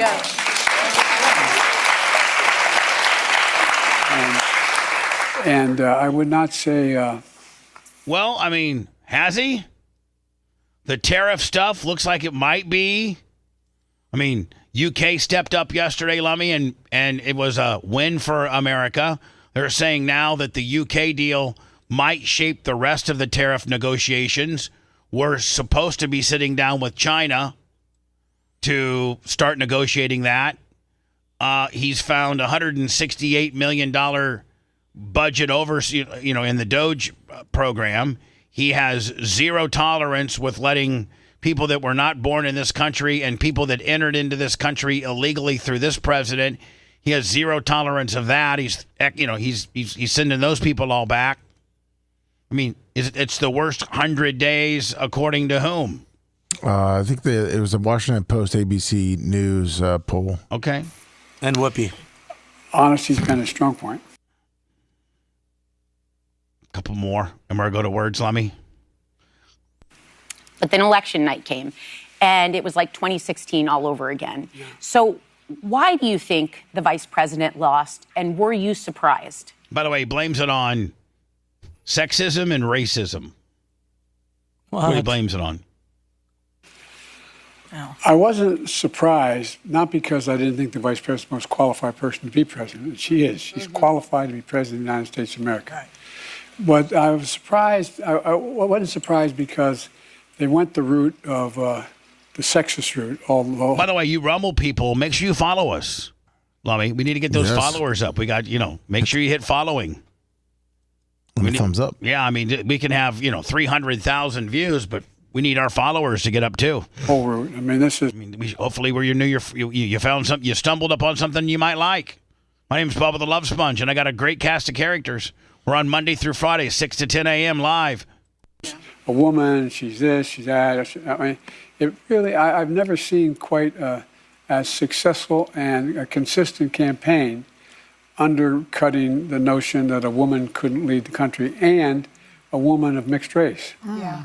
And I never, ever saw a Donald Trump commercial that said because she's mixed, she can't run the country. I don't think that ever happened. And they played that to a fairly well. In addition to that. But then election night came. And then finally, 16-second clip here, Lumby, before we go to words. The projects. the benefits. How do you lead the world without having best interest? How do you lead the world without benefits? How do you? I just want anybody that has a very, very sharply tuned ear to tell me what he's saying here. How do you lead the world without having best interest? How do you lead the world without? Best instruction. How do you lead the world without having the best healthcare in the world? How do you lead the world without having the best education system in the world? How do you lead the world when you don't have that best instruction? How do you have that best instruction? How do you lead the world without having best instruction? How do you lead the world without having best instruction? How do you lead? What is he saying right there? Lead the world without having best instruction. How do you? How do you lead the world without having best instruction? How do you lead? He's gross. How do you lead the world without having the best instruction? How do you lead the world without having the best health care in the world? How do you lead the world without having the best education? I think his Adderall kicked in, Lumby. That shot that he gave him, I think the Addy kicked in right there. I believe he's trying to say best infrastructure. Infrastructure. How do you lead the world when you don't have that done? No, you don't. So, Gene, before I go into words, can you imagine you got a rental property like you do, by the way? I do got rental property. Yeah, you got it all nice. You got it done. Yes. But maybe it's not a rental property. Maybe it's a property you're going to move in. Well, just like your house. Okay. You built your house from the ground up. Right. And so you get it built. You go to move in, and you got some squatters on there. Shoot them. Well, I think I don't. But there was already people inside. It's simple. I couldn't believe it. It was like a nightmare. Velasquez says a woman named Charmaine and her boyfriend Codero moved in, claiming they recently purchased the property. He says the couple showed police this mortgage document, but Cook County confirms they don't see this mortgage on record. Velasquez's realtor recorded this video as the couple explained to police they had a right to be there. So can you imagine that a man and a woman have a dummied up mortgage gimmick and they're living in your house when it's rightfully your house, and Cook County, which is based out of Chicago, when the police looked, they're not the documentation they show the cops does not meet the documentation that's in the system of Cook County and the county appraiser. How do the cops not say, you got 1 minute to get your asses out of here before we start taking you to jail? Or how do you not? The cops are on their side. So hold on. How do you not take them to jail for fraud? Right? Well, I think they're saying they can't prove it. Y'all bogus right now. I listen, bro. He says police told them under Illinois' current law they couldn't remove anyone. I said I'm not. Gene, what if current law said you could not remove the guy that was living in your house? I go right down to the hood and buy me a 38. I walk into the room. Hold on, unregistered with the numbers filed off. Exactly. Walk into the room and throw the gun to the dude. When he grabs it, I blast him. Let's go one more time. So you go down to the hood. Go down the hood and buy a numberless gun. Yeah, one that's a gun that right. The numbers have been sawed off on. Don't put your prints on it. Put it in a plastic bag. Right. Walk in the door. Throw it to the dude. He grabs it. Blast him right in the chest. That's how you do it. That's how you do it. Moving out, and I said, make sure the blink cameras aren't on, right? Right. At one point, they got to leave. They got to get tired of us being in the property. I call a couple of friends, stay overnight. And so this guy's living there with them? Yeah, he moved in with a bunch of friends. I knew they were not going to. And it's legitimately his home, correct? Yeah. Like that. So you're telling me that you and your friends came in and moved in with them? Yes. Velasquez says his if wife, I had and to do all that, I'd just go down there and buy me some fentanyl, and I'd turn them onto it. They with their Honey Nut Cheerios in the morning, they have a half a scoop of Finny. Boom. Right? Friends. You know what, Seth? Lasker kind of has a solution to most problems. A quick solution. I agree with him, too. I mean, I'm not going to roommate with some homeless people that are in my house. No, so can't do that to your kids. Instead of the murder is the only solution. Instead of the coffee creamer being coffee creamer, it's got a lot of fentanyl moved in it, right? That's good, fine with me. Got a few air mattresses and spent the night with the alleged squatters. We stayed in the living room. We were watching all the time the door. They stayed in one of the bedrooms. The next morning, he says he realized they were not budging. They're like, oh, well, we want $8,000. Velasquez says they negotiated. He had the couple sign a cash for key agreement, and he paid them $4,300. Can you imagine? Because you live in such a liberal, blue, ass-kissing, don't stick up for the average guy state in Illinois, that the house that you own, one, the cops won't throw out known squatters that have produced fake documents. They won't throw them out. And two, in order to get them out, if you don't do a Gene Lasker type situation, you got to pay them $4,300 for them to leave. Airbags worked good too. What? Airbags. What do you mean? You take an airbag out of a steering wheel and put it in a pillow, and it's it's form of electric that you touch it, so you just touch two wires together and the airbag goes off. If they're laying their head on it, break their neck. Wow. I never knew that. Think about it. That airbag comes out at what, 1,800 mile an hour? Oh yeah, it comes out like. So if it's a pillow and you lay your neck on it, and I touch the two wires together, and the airbag goes off, break your neck.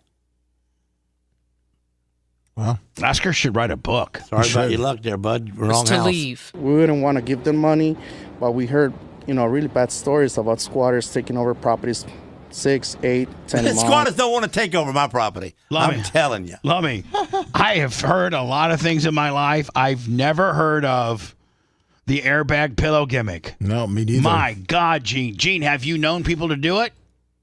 I've seen it. That's why I know it. You probably don't want to answer that necessarily. Right.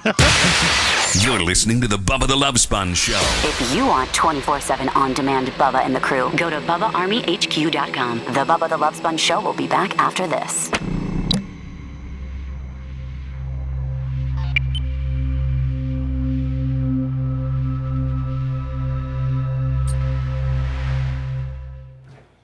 So no, do not fuck with Gene. So Lummy, again,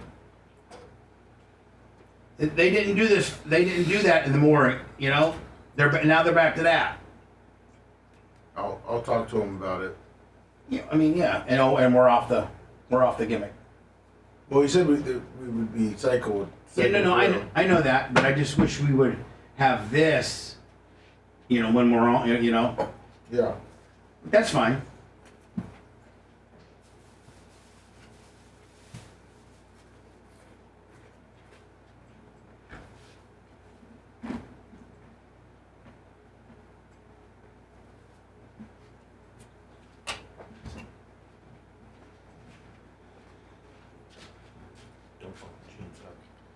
I learned that long before today. Put a airbag somewhere. You never do the airbag gimmick, though. I promise you, because I never did. I like the tossing the gun and then shooting him. You like that? Yeah, it seems easiest.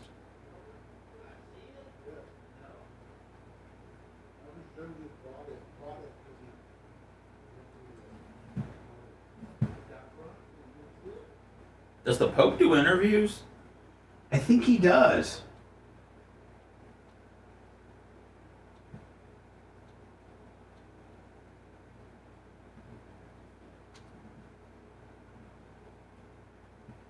Oh shit, Gene needs to get Gene. You need to get your likes up on YouTube. You're not at a G ball. Oh, I think he left. He's gone. Come on, big buck. Come on, Big Arms 101, Pitbull Laboratory.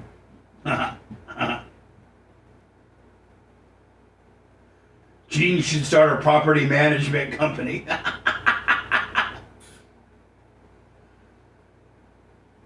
Let's get that up to a G ball. 963 right now. Can we please? It helps the algorithm. There we go. 968.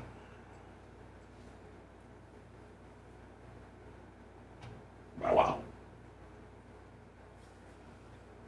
Let's get those.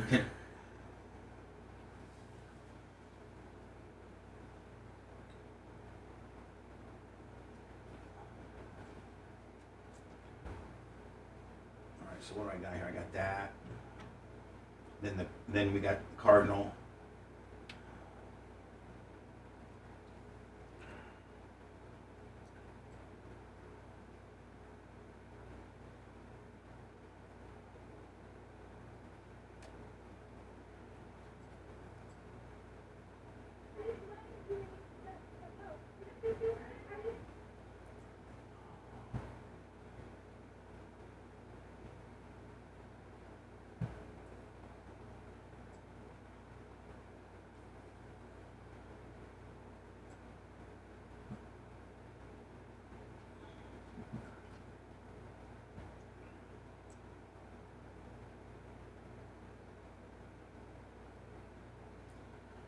What's up, 305? What's up, Scott? There's a lot of states that have squatters' rights. I don't understand. Is there really? Yeah. More than you would think. That like what we just saw? I just Googled states with squatters' rights. Texas, Alabama, Missouri, Washington, Florida, New York. The Mini Cooper's steering wheel's on the right side. Oh, like it's from another country? England, yeah. I didn't think that was illegal. Yeah. Right side driving. It's legal. Have you ever? No, it ain't legal. It's not legal. I don't know. I mean, Yeah, I never drove. it's legal. You said it's legal. No, I've never driven. I've never seen anyone either. I would see them from time to time, and all male ladies too. Oh, that's true. Oh, yeah. That's a federal. That's a federal car.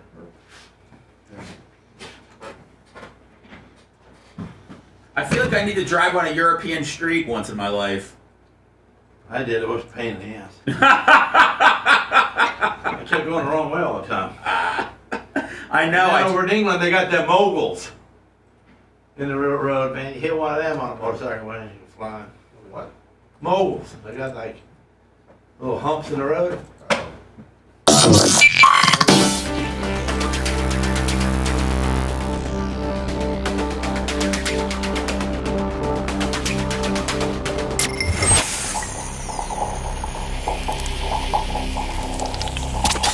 Broadcasting live from the Aquabedo studios. Aquabedo.com/Bubba. It's the Bubba the Love Sponge Show.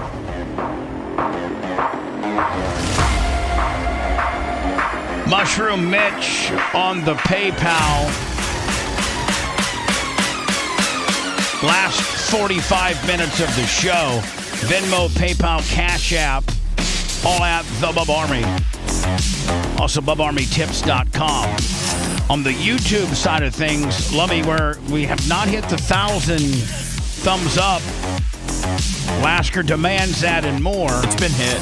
Oh, it's a hit? Yeah, my bad. Yeah, you gotta refresh it. So sorry, I gotta refresh. What the heck is it with this core water with the cap? I can't get off. What do you mean? You gotta. It's a screw top. Well, Gene, first of all, you're handicapped right now with getting. I know, but my right hand's not handicapped. It's just a bottle of water. Don't be too proud to ask for help, Gene. We're here. Lummy? Boy, Gene, you're getting old and decrepit. I'm gonna start calling you Gene Biden. Gene Biden. No, you're not. You could. I'll fight you right now. Well, I'm not looking to fight. You only got one hand, Bubba. Take it. Yeah. I'll fight you right now. Xerxes, I'll fight you right now. $69. I'll lose, but I will fight. I will fight you right now, and you know what I'll do is I will literally use my wrestling technique and do a one-armed my wrestling hand. Hold on, He's got wrestling techniques. Don't let him lie to you. Yeah, he's right because I have put some wrestling techniques on him before. Lasker, I swear to God, we were fighting one time in Indy, and I did a single leg on him, Lummy, and went right to the bed. And he goes like, "Let me tell you something. I thought we were fighting." I go, "We are, but I'm going to get you down to the ground." He just smashed me flat. I do an arm drag where I grab your arm, which in that point you grab the wrist. I would grab your left wrist, which requires me to also to grab your hand. And if what can you imagine if I grabbed your hand as hard as I possibly could and squeezed it? Like it would pop all the stitches. You would start profusely. But his pulling power is a lot because he got short arms, so he got ability to go further than your arm. Yeah, I got great pulling power. And a strong back. And whatever. Oh.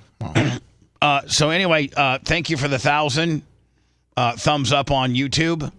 Now let's see if we can get those followers up on a Rumble. Yes, and thank you to Sarah and to Vivian for pushing us. This is our first full week on Rumble, and Lumby, I think we've just begun onto something that's going to be super great for us. Yes, I really do.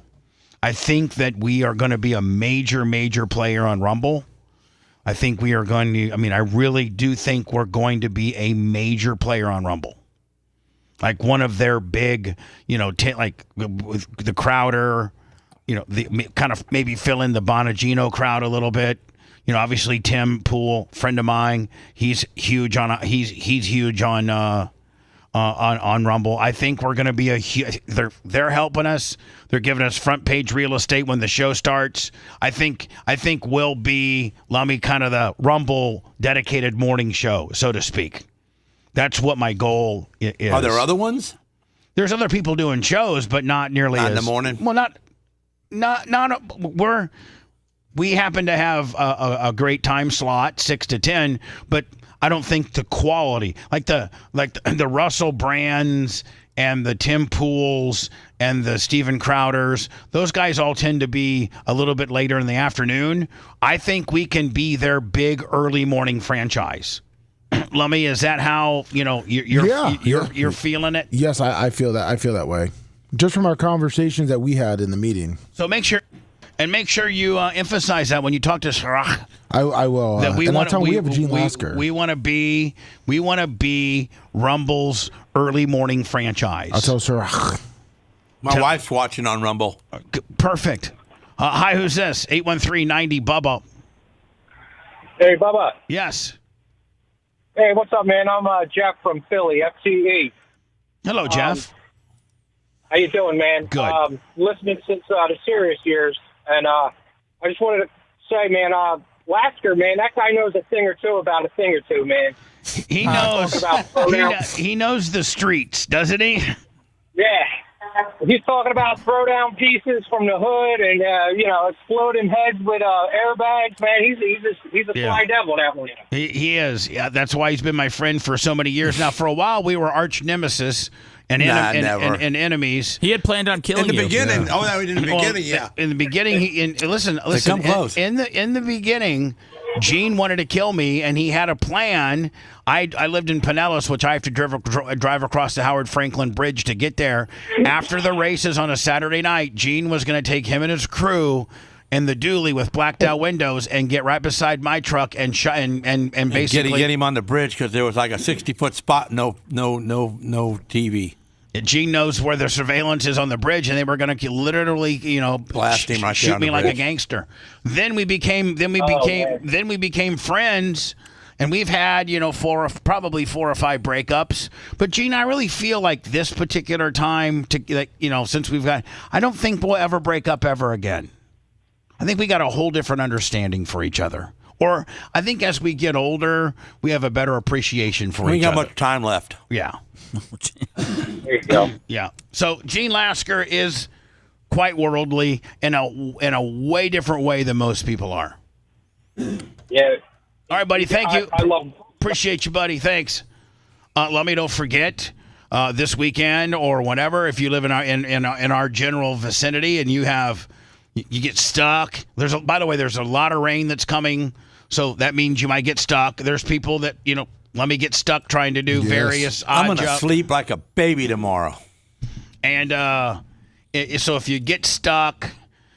Or you have a dead battery or a lockout or a flat tire or a wreck, or you're drinking and you don't want to go you just don't want to leave your car in the parking lot, you call Steps Towing. 800-330-8651. If you're having a tough day and you need somebody to talk to, call Steps Towing. Yeah, and the Bubba promo code is Bubba Army 2025. That'll get you 10% off. So, by the way, Todd Steps did get a hold of me yesterday, and he said he liked my, if you put it in the ditch and they get there before the cops do, they'll pull you out of the ditch and take you home. He said that's not necessarily. Should we tell the dispatcher that? Maybe hey, put us ahead because we need to beat the cops. If you're in the ditch and you need your car pulled out, and you think the cops tell the dispatcher, hey, hello, Steps Towing. Yeah, I'm in the ditch over here in Sefner. And can you really send somebody here fast? Because I want to get pulled out of the ditch, and on my way home, I'll sit shotgun to the flatbed driver. But I want to get home. I want you guys to get here and out of here before the cops come. Oh, by the way, I got a promo code, Bubba Army 2025. Steps was my banana peel sponsorship today. Oh, they were? Yep. Yeah. Yep. Yeah, he's kind of rigged up now, but because I ate him. Remember back in the day when we used to do when Hooters was our sponsor for our race team, and we would do appearances at a local Hooters, and they would come. Steps would bring one of their big high reach cranes, and they would hang our car way up in the air. They would take me and Gene's car and put it up about 90 feet, 100 feet, yeah, and have him hanging, cool as hell. I don't know who sent this to me, Lummy or Seth. I sent that one. And it shows, now if you look, this is December 21st, 2023. So this is, literally a year and a half before the administration change of Biden leaves, Trump comes in. Is that a camp of some kind? Well, just watch. So this is Joe Biden's third year in office, because his last technically December of 2024, well, January 20th of 25, but fiscal year 24 was his last fiscal year, Biden's last fiscal year. So this is solidly in Joe Biden's campaign presidency, and this was his this is just a little 30-second video of Joe Biden's immigration versus Donald Trump's immigration. Real John from Naples, $10. Big Arms 101, $20. I just want you to look at all this infrastructure. Tents and trucks and fencing and modular homes. Modular places and storage units and Greyhound buses. A lot of money there. All graded property. And, hundreds and hundreds of people, lined up in temporary steel buildings to get processed. Those all Mexicans? Yeah, this is the Mexican border. Oh. All right, so that's December 21st, 2023. Now, February 14th, 2025, it shows you the same area that they just covered prior.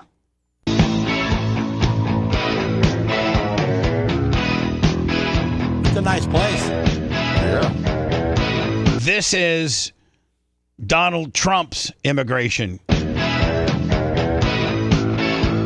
They're not going to go out of business, are they? By the way, Lummy, is that where all the buildings were? Yeah. Taken down. Yeah. Oh, boy, it's over. It's over. Oh, no. I mean, hold on. So here, look, Seth, you tell me whether they're in business. Oh, man. Here's in business. Now all those people got to get new jobs. Here's out of business. Wow. Here's in business. Here's out of business. Oh, man. Yeah, you're out of business. Yeah, they're out of business. We are out of the letting you come into our country, sneak into our country, business. They should at least put a Walmart there. It looks way too naked. That's true. Walmart. I love that. And where is that? Where was? I think that's right in Brownsville, Texas. Right in the Texas line. When Donald Trump was asked about the new Pope, which happens to be the first American. What? His name is Prevost? Yeah, Robert Prevost. But they're calling him Pope Leo the 9th or the 14th. Oh, I'm not good with the Romans. Last American Pope, Leo the 14th. That's what that is. Lummy, I don't know what's. Oh, he's going to take. Oh, he's taking the name Leo the 14th. Yeah, I think they give it to you. Yeah, he's not like Pope Bob or anything. Yeah. You know? Yeah. They tell you what you're going to be, right? Pretty much. Robert Prevost elected first. You guys got popes? We don't have Pope, but I'll tell you what, Gene. When they announced this new Pope yesterday, and he came out like a rock star, and everybody started crying. I mean, and then I found out he was from America. I thought it was pretty cool. All right. So I think the Pope's cool. That's my official statement. Now, this is the way he came out. When they announced him, this is the way that he came out right here. This is Pope Leo the 14th.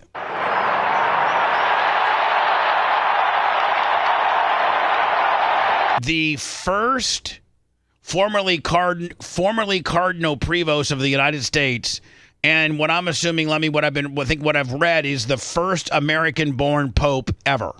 In the 2,000 or 3,000 years of Catholicism, this is the first time ever that a Pope was from the U.S. And he's not only from the U.S., but he's also, to better solidify Seth's love for him, that he's from Chicago, and he watched he was at the World Series. He was at the World Series when the White Sox won. That's the thing that's hard to believe is like that. So he was just a regular Cardinal then? Yeah, that's the thing that's hard to believe is he was like a regular guy, and he still is. But I just can't think of a Pope having a normal life and going to baseball games. To a baseball game. And caring so he about. just had like a regular black and white shirt on with the little white dot in the middle? No. I think Gene, Cardinals dress a little different than a Catholic priest. I think. Huh. I think I'll find you a picture. There's pictures of him at the game. Oh yeah, So Lummy, I mean, according to Catholicism, this guy is the closest man to God. Correct? Yes. So these dudes start out as Catholics, and they get their confirmation. They usually start out as Catholic altar boys. Yeah, and then they get their confirmation name, and then they work their way up. Then they work on the local level as like a priest of, like, let's say you were the priest of some Catholic church in Tampa. So then they sign up to be... sign up to be like a cardinal, and it's my understanding a cardinal is kind of like a regional guy. You know what I'm saying? Like, you'd be a cardinal. The boss of 5 or 6 churches. Like maybe even the state. You might even be the state. I sent you the picture of him. Oh, okay. So, like, Gene, this is the way I understand it, and I don't know that I'm necessarily correct, but you start out maybe as a Catholic altar boy, and if you can get through that, let me see here. This is him right here, right? Yeah, as a cardinal. And it looks like he just has a regular shirt on. He got a baseball shirt on. Yeah. In a box, just hanging out. He's probably calling God right now, saying, "Hey, we need to win. Sox hasn't won one since the Black Sox scandal. I mean, they swept. That God must have done something. That was a hell of a there phone you call. go. So it's my understanding, Gene, that you start off, altar boy, then priest of a particular, maybe even assistant priest, to an older priest who times out, then you get his gig, and then you go to a cardinal. And to my understanding, it's like a cardinal might be like a regional or a state kind of deal. And then I think, do you eventually, get, if you're on track to be even a bigger part of the Catholic Church, you then get transferred to Vatican City? Yeah, you got to do your missionary work too. Yeah, he did like 15 or 20 years of missionary work, I think, in the Philippines. Yeah, and I think Peru too.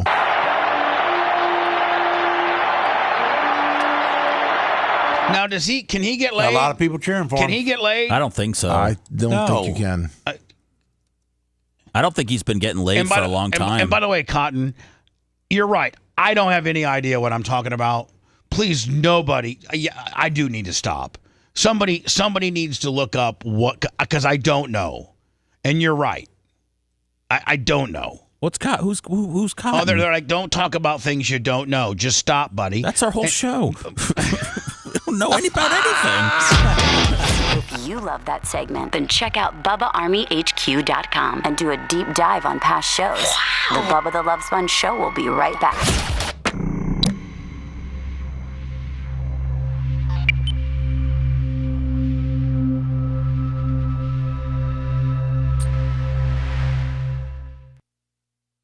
Speculate how it could potentially go, but I don't know. Bubba, don't blaspheme that religion, the Catholics, and try to learn their religion. I need some God help. I beg him. I don't beg the Pope. Yeah. It's for the Catholics. I'm a Catholic. I got a Catholic name, Francis. If you don't know and you're trying to learn the religion, don't you want to teach your religion instead of tell people to stop talking? I think it's intriguing. When they set out the black smoke, what's the process of finding the Pope? They meet. But are guys nominating themselves, or no? I don't think you can do that. No, I think they have to get nominated by like the head of the church. Because they figured that shit out, I thought, pretty quickly in like a day and a half. Yeah, because before I've always remembered it's been like 2 weeks or something like that, hasn't it? I don't know. I think it was. Yeah, they spend time. Listen, guys, in Rumble, I don't know what I'm fucking talking about. But Cottonwoods is mad. He's just a mad person because who is Cottonwoods? Should I ban him? No, don't ban him. He's upset because you haven't apologized to the Rumble people. His church is taking more money than the other one. Hold on. What do I need to apologize to the Rumble people? Because Cottonwoods is upset because he became a member on Rumble, and then when we left Rumble for 2 weeks, he says that he deserves an apology. Boy. When I left Rumble for how long? 2 weeks. The 2 weeks we weren't doing live shows. No, it was longer than that. Okay. Anyways, So, this guy seems super. Hey, Cottonwood, you seem like a real piece of shit, and you seem like a real fucking needy son of a bitch. So fuck off. You know what? I made a business decision when we got off of Rumble to put all of our eggs in the YouTube basket, and that strategically has worked. And then that got Rumble's attention, and we are now speaking to management and are in a better place. So it looks like I made for once, made a pretty good business decision, and you can fuck off. That's how I fucking feel about it. Because when we used to be live on Rumble, motherfucker, we do about, 1,700 motherfucking views. Now we're doing 280,000 after so, like, what the fuck? He wants an apology. I'm not apologizing to you. In fact, you're lucky I don't fucking block you because I don't need your fucking money and I don't need your fucking bullshit. You fucking little needy piece of shit. You don't see Tell us anybody. how you really feel, Bubba. Why don't you? I'm back. We got support through corporate Rumble. Rumble's helping us to make the show bigger, and so we were gone for. It took us being gone for X amount of however long to get their attention. But why would you want to see the show benefit in any way, Bubba? Cottonwood. Why would you want to see the show do good, for God's sake? You know why? Because you're a fucking troll, you piece of shit. Fuck off. By the way, Maria Guatemala said that 133 Cardinals vote, and whoever gets 89 votes is the new Pope. See, she knows too. Redneck $20. Yeah, she knows. You don't know how she knows? Because she came in America the legal way. Yeah, Skippy, Fuck yeah. Skippy 77. That's how you take care of your fans? Yes. That's how I take care of fans that are stupid fucks, that don't appreciate me and want to bust my balls about stupid little shit. Yes. That's how I fucking take care of them. Skippy, and you're lucky I don't fucking you too. What? Sicilian Redneck says you go priest, a Monsignor, Bishop, Cardinal, then Pope. All right, well, just bring that shit all to me when we come back. What about a father? Where's a father? I think a father is you just call what a priest is. A priest is a father. So a father's father. Yeah. So a father's way down.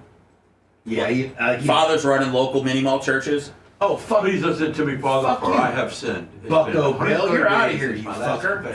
Out of here, motherfucker. Forever, Bucko Bill.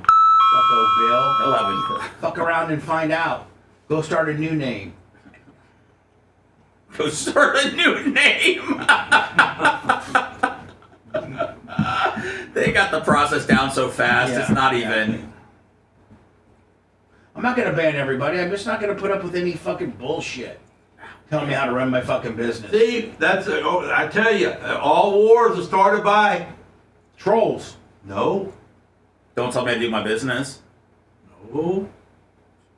Religion. Did this start with religion? Yeah, all wars started by religion. Hey, Snook Slayer, don't give me the ribbon bullshit. Snook Slayer, I love you. Don't give me the just jokes ribbon bullshit. No, don't use my shit against me. You just don't use. Oh, just jokes.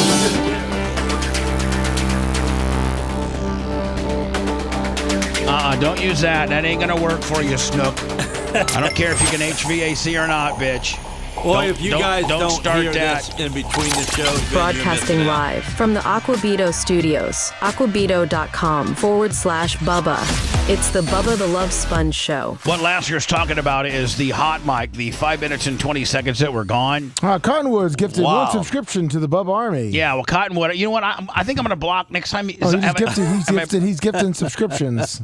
Cottonwood's back, Bubba, it sounds like. He's not going to start trying to call me out. Hey, if he wants to pay a buyback, he can. And asking for, I owe him an apology and all this kind of stuff.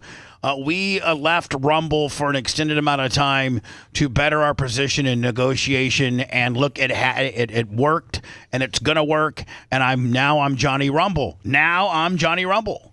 So we got what we wanted.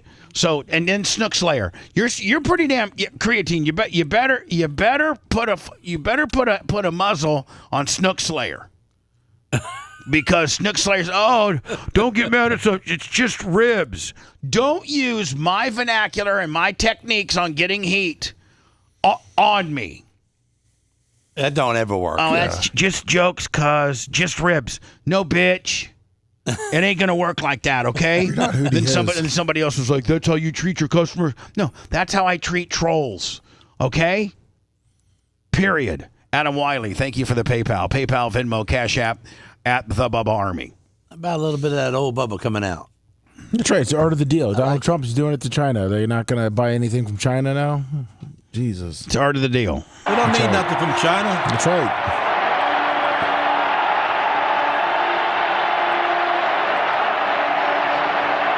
You think he's like, holy crap, I'm the Pope? You think what? He's like, holy crap, I'm the Pope? Yeah. Yeah. But I mean, I don't think you can get any ass.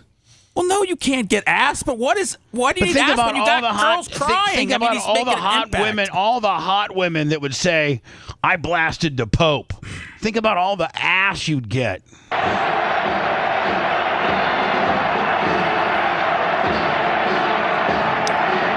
By the way, I've not proclaimed to know how the pecking order of how the Catholic system works. All I know is that they've settled billions and billions of dollars on, touching little boys' claims, and that's all I know. I don't know anything else with regards to you start out as a father, or then you go to a cardinal, then you go to a bishop, and then you go to I don't know anything about it. And when I was telling you what I thought I knew, it was simply my opinion, and me being wrong is part of the charismatic part of the show. I'm wrong. What kind of security do you think he has? Oh, the Pope's got big security. And he looks like the youngest Pope ever. It looks like we could have this Pope longer than we're going to be around. Yeah. I'm going to be dead before Louis the 14th is. Rob Greenlummy, 50 on the Cash App. By the way, here's the requirements, Bubba, to become a Pope. You got to be male and a Catholic. All right, so hold on here. Lummy got from reliable sources. Pope.com. Pope.com. Okay, so tell me what you got to be a male and a Catholic. Male and a Catholic, check. You have to have an extensive education, usually a degree in Catholic philosophy. Hold on, we're going to see if Gene Lasker could be a Pope. Okay, so you have to be what? Male? Yeah, he's be a male. And Catholic, right? Yes, I'm that. All right, hold on here. Got my confirmation name, Francis. Oh, is your confirmation name Francis? Yep. Francis, okay. You need to have an extensive education in usually a degree in Catholic philosophy. Which, Gene, we could have worked on that. Well, not only that, but we could also, fake doctor one up with one of your fake ID guys. You know what I'm saying? Yeah. Followed by a master of divinity. Yeah. I'm probably that. Then you got to become a priest. Gene, we could get you some we could go to the Sefner, some real redneck cat, and they'd let you be the priest. You have to make a commitment to celibacy. Well, I mean, Gene, you can tell. You can just lie about it. Like, let me tell you something. My Sarah, I love her to death. We used to make sweet love, but she knows that I want to be the Pope. So she's, taking one for the team, Sarah is. She wants to be the first lady of the Pope. After serving a priest, you have to become a bishop. Gene can become a bishop. Yeah. And then become a cardinal. Okay. You got to develop a reputation of being holy, have great leadership, and an experience in church governance. I can do that. And then pretty much that's it. Then who votes for you? Yeah. The college of the Bishop Cardinals, I think. Yeah, I don't know. The College of the Cardinals. I did hear on Netflix or somewhere there was a movie made about a year ago called Is it called Confirmation? And it's about the process of determining. It was a movie about the Pope dying. And a lot of people are like freaked out now. There's a little bit of payoffs going on. There's some resurgent and people going to watch this movie. I think it's on Netflix and it's called Confirmation, and it's the exact process of what the Catholic Church just went through in electing the new Pope. Will you look that up for me and see if they have a trailer? Yes. I think it's like a year old. I think it came out like in 23, might be a year or two old, and it's called Confirmation. And it'd probably be about a little bit of a buy-in. You think you got to do a buy-in? Yeah. No, it's not it's not a Ponzi scheme, Gene.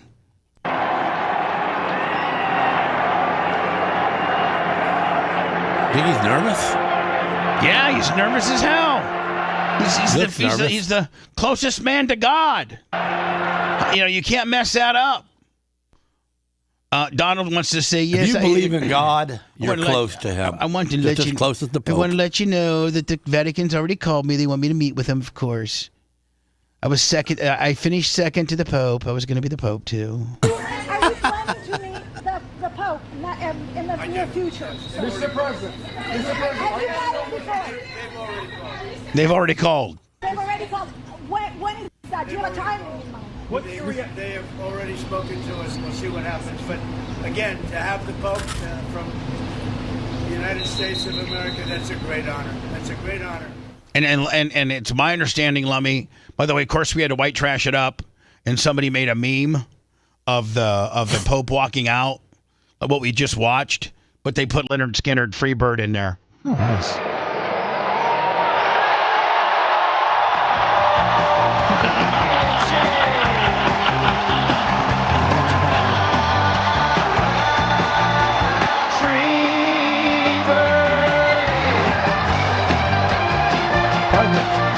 They should have been playing this. Yeah.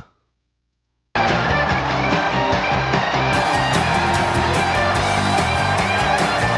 got a man's wave too. He doesn't wave like a weirdo. He didn't have that real. You know what I'm saying? He didn't have that real limp-wristed kind Right. of deal. He kind of steps up like a man. Yeah.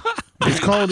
Gene could have used a million different words, and I'm so happy he used weirdo. Are you, Seth? Because there could have been. I'm actually thinking that it's really tough for a man to wave just in general now. I don't know if there's any real way to look masculine waving. Everybody wave to the camera. It's called conclave. Oh, it's called conclave. Yes. What does that mean? That's when all these high-ranking Catholic. When all these high-ranking Catholic, for the last week or so, Gene, how they've been all cooped up doing votes and things like that, they call that the conclave. When all the high-ranking popes, look at these guys are criminals. When all the high-ranking cardinals and bishops, they lock themselves in Vatican City. And they have the dark smoke that comes out the chimney. That means they're still voting and still trying to pick a pope. And then once the white smoke comes out, that's an indication that they've selected somebody. Correct? Yes. That process, Gene, of picking the new pope is called a conclave. So, these people have been in everybody who picked Pope Leo the 14th. They've been in a conclave since the old Pope died. I wonder if all of them got to think about it's got to be the same guy for all of them. No, you got to get like 3 Maria, out of 5 works. like Maria Guatemala said. I don't know how many of them are there, but the first person that gets 89, they vote and vote. They'll vote multiple times, and there's all types of posturing and deals cut and things like that. And Lummy, I guess this movie is very accurate on how it really all goes down. Gene, here, let me play the trailer. I actually might, if I have any time this weekend, I might watch this. Me too. I'm for real. You feeding for some Pope content? No, but I think me and Gene both would all say. All them guys in that one room, there's got to be a criminal there somewhere. They're all criminals. Not all of them. And Gene, they're cutting all these kind Some of them probably got a good heart. And I think they're cutting all these kind of deals. Yeah, man. And stuff like that. And so I'm interested in how the process works. Here's the trailer. We'll determine whether we're going to watch it or not. And they're saying, Lummy, oddly enough, like this is very, very strategic. Like this is, they made this movie. When they make the movie? Looks like 2004, 24. Sorry, so, yeah. So just a year ago, you saying it's almost like a documentary. Yeah, it's almost like an epiphany, right? And the fact that within a year of them making this movie, they went through what a conclave happened, and what this movie is trying to tell you actually just happened within a year of making this movie.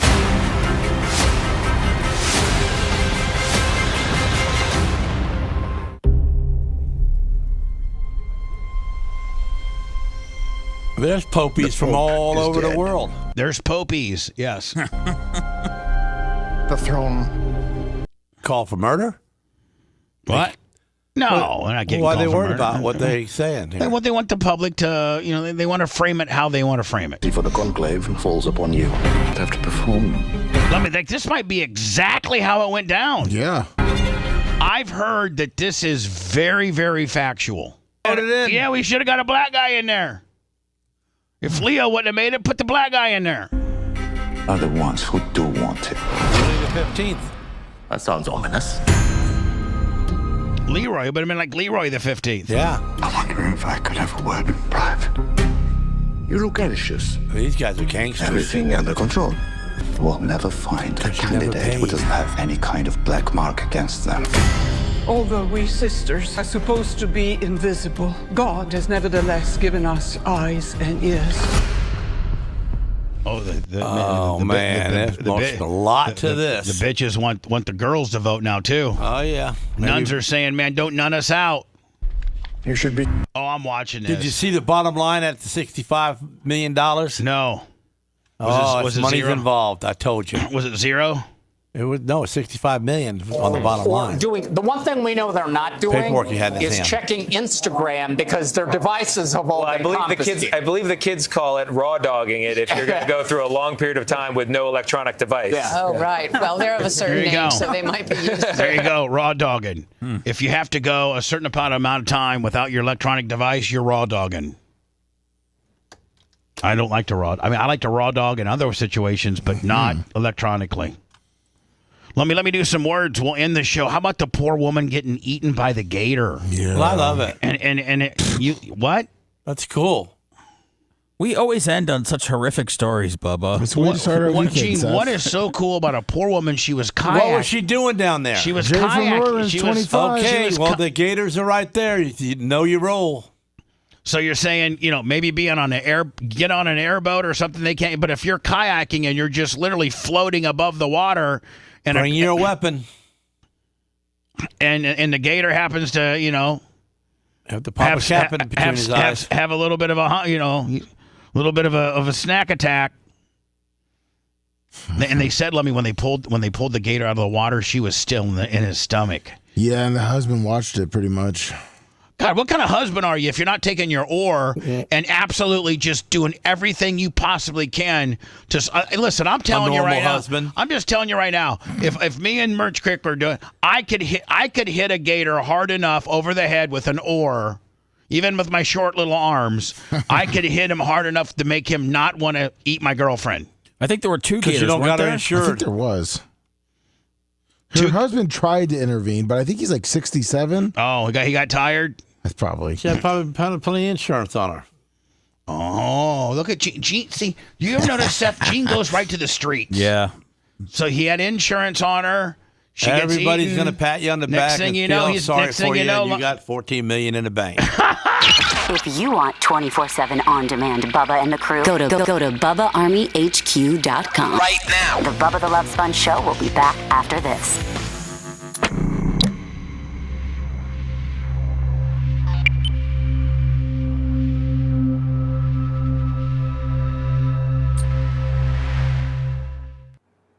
Then they get used to feed getting fed. They eat you.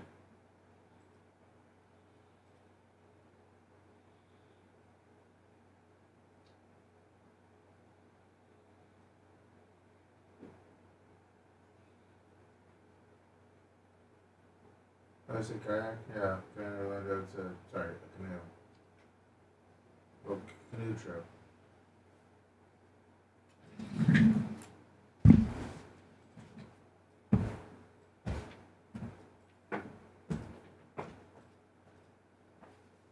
Can you tell this Robin motherfucker to just mind their own fucking business? Appreciate your fucking input. I'm not gonna write them back because I have my email. They keep writing the show. You've seen it, right, Lummy? Yeah. See, look, you know what, Robin? I'm begging you to shut the fuck up and let us do what the fuck we want. And, okay? You fucking troll. We haven't stopped our exclusive YouTube stuff. We're working in concert together.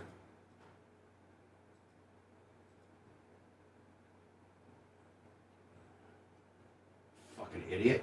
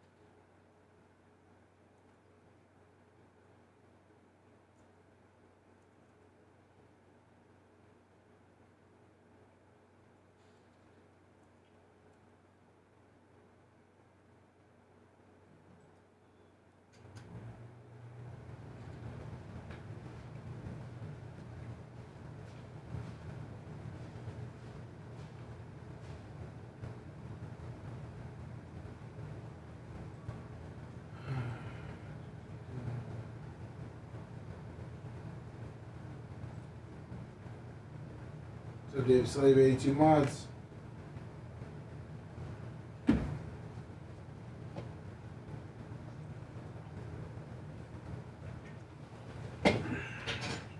Like Gator ate the whole body and she was inside of him? Yeah.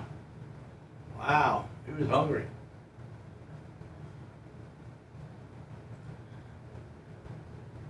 Hungry Gator, dude. Huh? It's a hungry Gator. Usually gators don't eat that much at one time. They'll pull you down and pin you up underneath the log, underneath the water, and let you rot some, and then eat you while you're soft.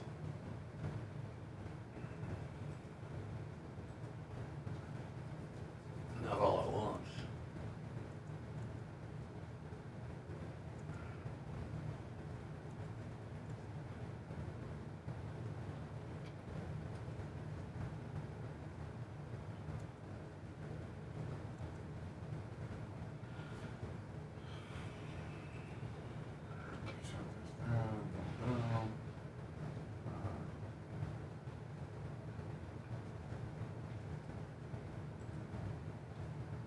Won't give anything to them.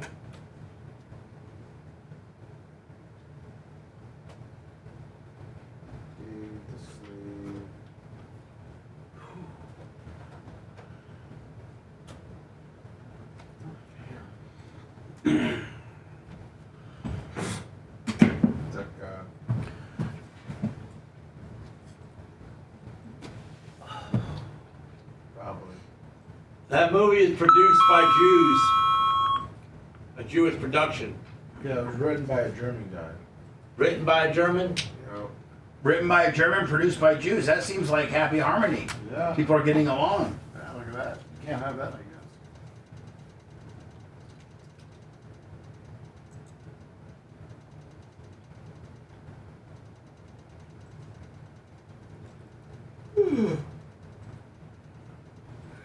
Man.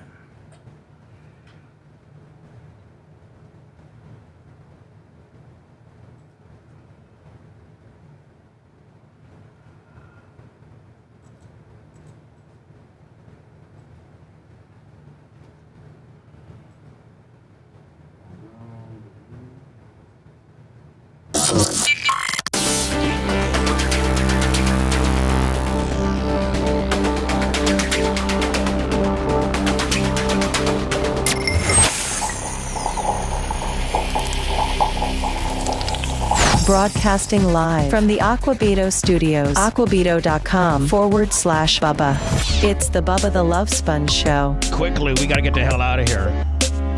Bubba Raceway Park / Ocala Speedway. We got a big race, open wheel modifieds, 4 other classes. We're celebrating Mother's Day. I think mothers get like a little carnation gimmick and some special stuff. Saturday night, if we don't get rained out, just 813-90 Bubba got some. Yeah, yes, nice cough. Hello, go ahead. You're on the air. Oh man, you off the? I'm still on. Hey, remember my call last week? It's LH. And say yes, sir. But you got to be. But you got. Hold on. But you got to be really make it quick. Yeah, okay. real quick. I want to ask. Because you was dropping a lot of F-bombs during the commercial. Can I say the F-bomb too? No. Not right now. Not right now. I ain't gonna F-bomb it. Like y'all was talking about the Pope. What does the nun do? Do she get to have sex? Can she get married? No. How do you become a nun? Can I hit her? No. Well, I'm out. All them ding-dings you gave for Gene ain't passed none of that. He ain't go to none of them colleges you said. He ain't gonna have no. We know that. Ain't putting out. We were just trying to be funny. Gene couldn't qualify for any of it. That's my dog right there. I love Friday. Gene Lassell, bro. This LA. I could have made it if I wanted to have been a pope. I could have stayed in the Catholic Society long enough If the nun ain't getting it up, I'm out. I ain't going to that church. Thank you, LH. Couldn't think of a better way to say goodbye, my friend. Appreciate you. Thank God, no gator story. Yeah, I love you, Sarah. I'm just gonna get. A woman got attacked. She got eaten by a gator. Hey, that's because you guys go out there and feed the gators and think it's a fun thing until your wife gets bitten. Make sure you got insurance when you kayak. Gene says before you do anything that could potentially be dangerous, make sure you always have life insurance on your wife. It'll make it better for you, you know. Whether you're out motorcycling, whether you're out kayaking, whether you're out jet skiing, make sure old girl has at least got a half on her, right? Make sure she's got a half. Better off that way. I mean, exactly. Better life at the end. Gene, appreciate you, my friend. All right, man. Had a good time. Seth, have a good weekend. Good luck at the race track. Yeah, thank you, Lummy. Good luck on your show you're fixing to do with Colton. Yes, sir. Is it Colton and Gio? Depends if Gio said he was on last week, but he usually goes home and sleeps. Fantastic. Late night sleep. I'm headed to Ocala. Hope you don't get rained out. I will. I probably am. I'll probably get all the work done. I'll probably get the track looking beautiful tonight, and then it'll absolutely destroy. It'll rain hard Saturday morning, and we're just the late model guy said you need to practice anyway. See you guys later. Thanks for letting me finish. You've been listening to the Bubba the Love Sponge Show, starring me, Bubba the Love Sponge, co-host and show historian, Lummit. It's Seth, co-host and president of podcasting. It's Brian Matroni, king of counter programming. Back here wiring up. It's Mini Macho. The BRN agent, Thomas Buttoned Up Bean. Co-host, Dr. Dan Diaco, Esquire of Council. Co-host, J. Diaco, Esquire, the Spitting Cobra of Council. Now, time for the legal disclaimer. Exactly. The Bubba the Love Sponge Show is intended solely for the enjoyment of our listening audience. Any rebroadcast, retransmission, or other use of this show without express written consent of the Bubba Radio Network is prohibited. We must dissuade him of this delusion. Until next time, always remember. I'll repeat hello.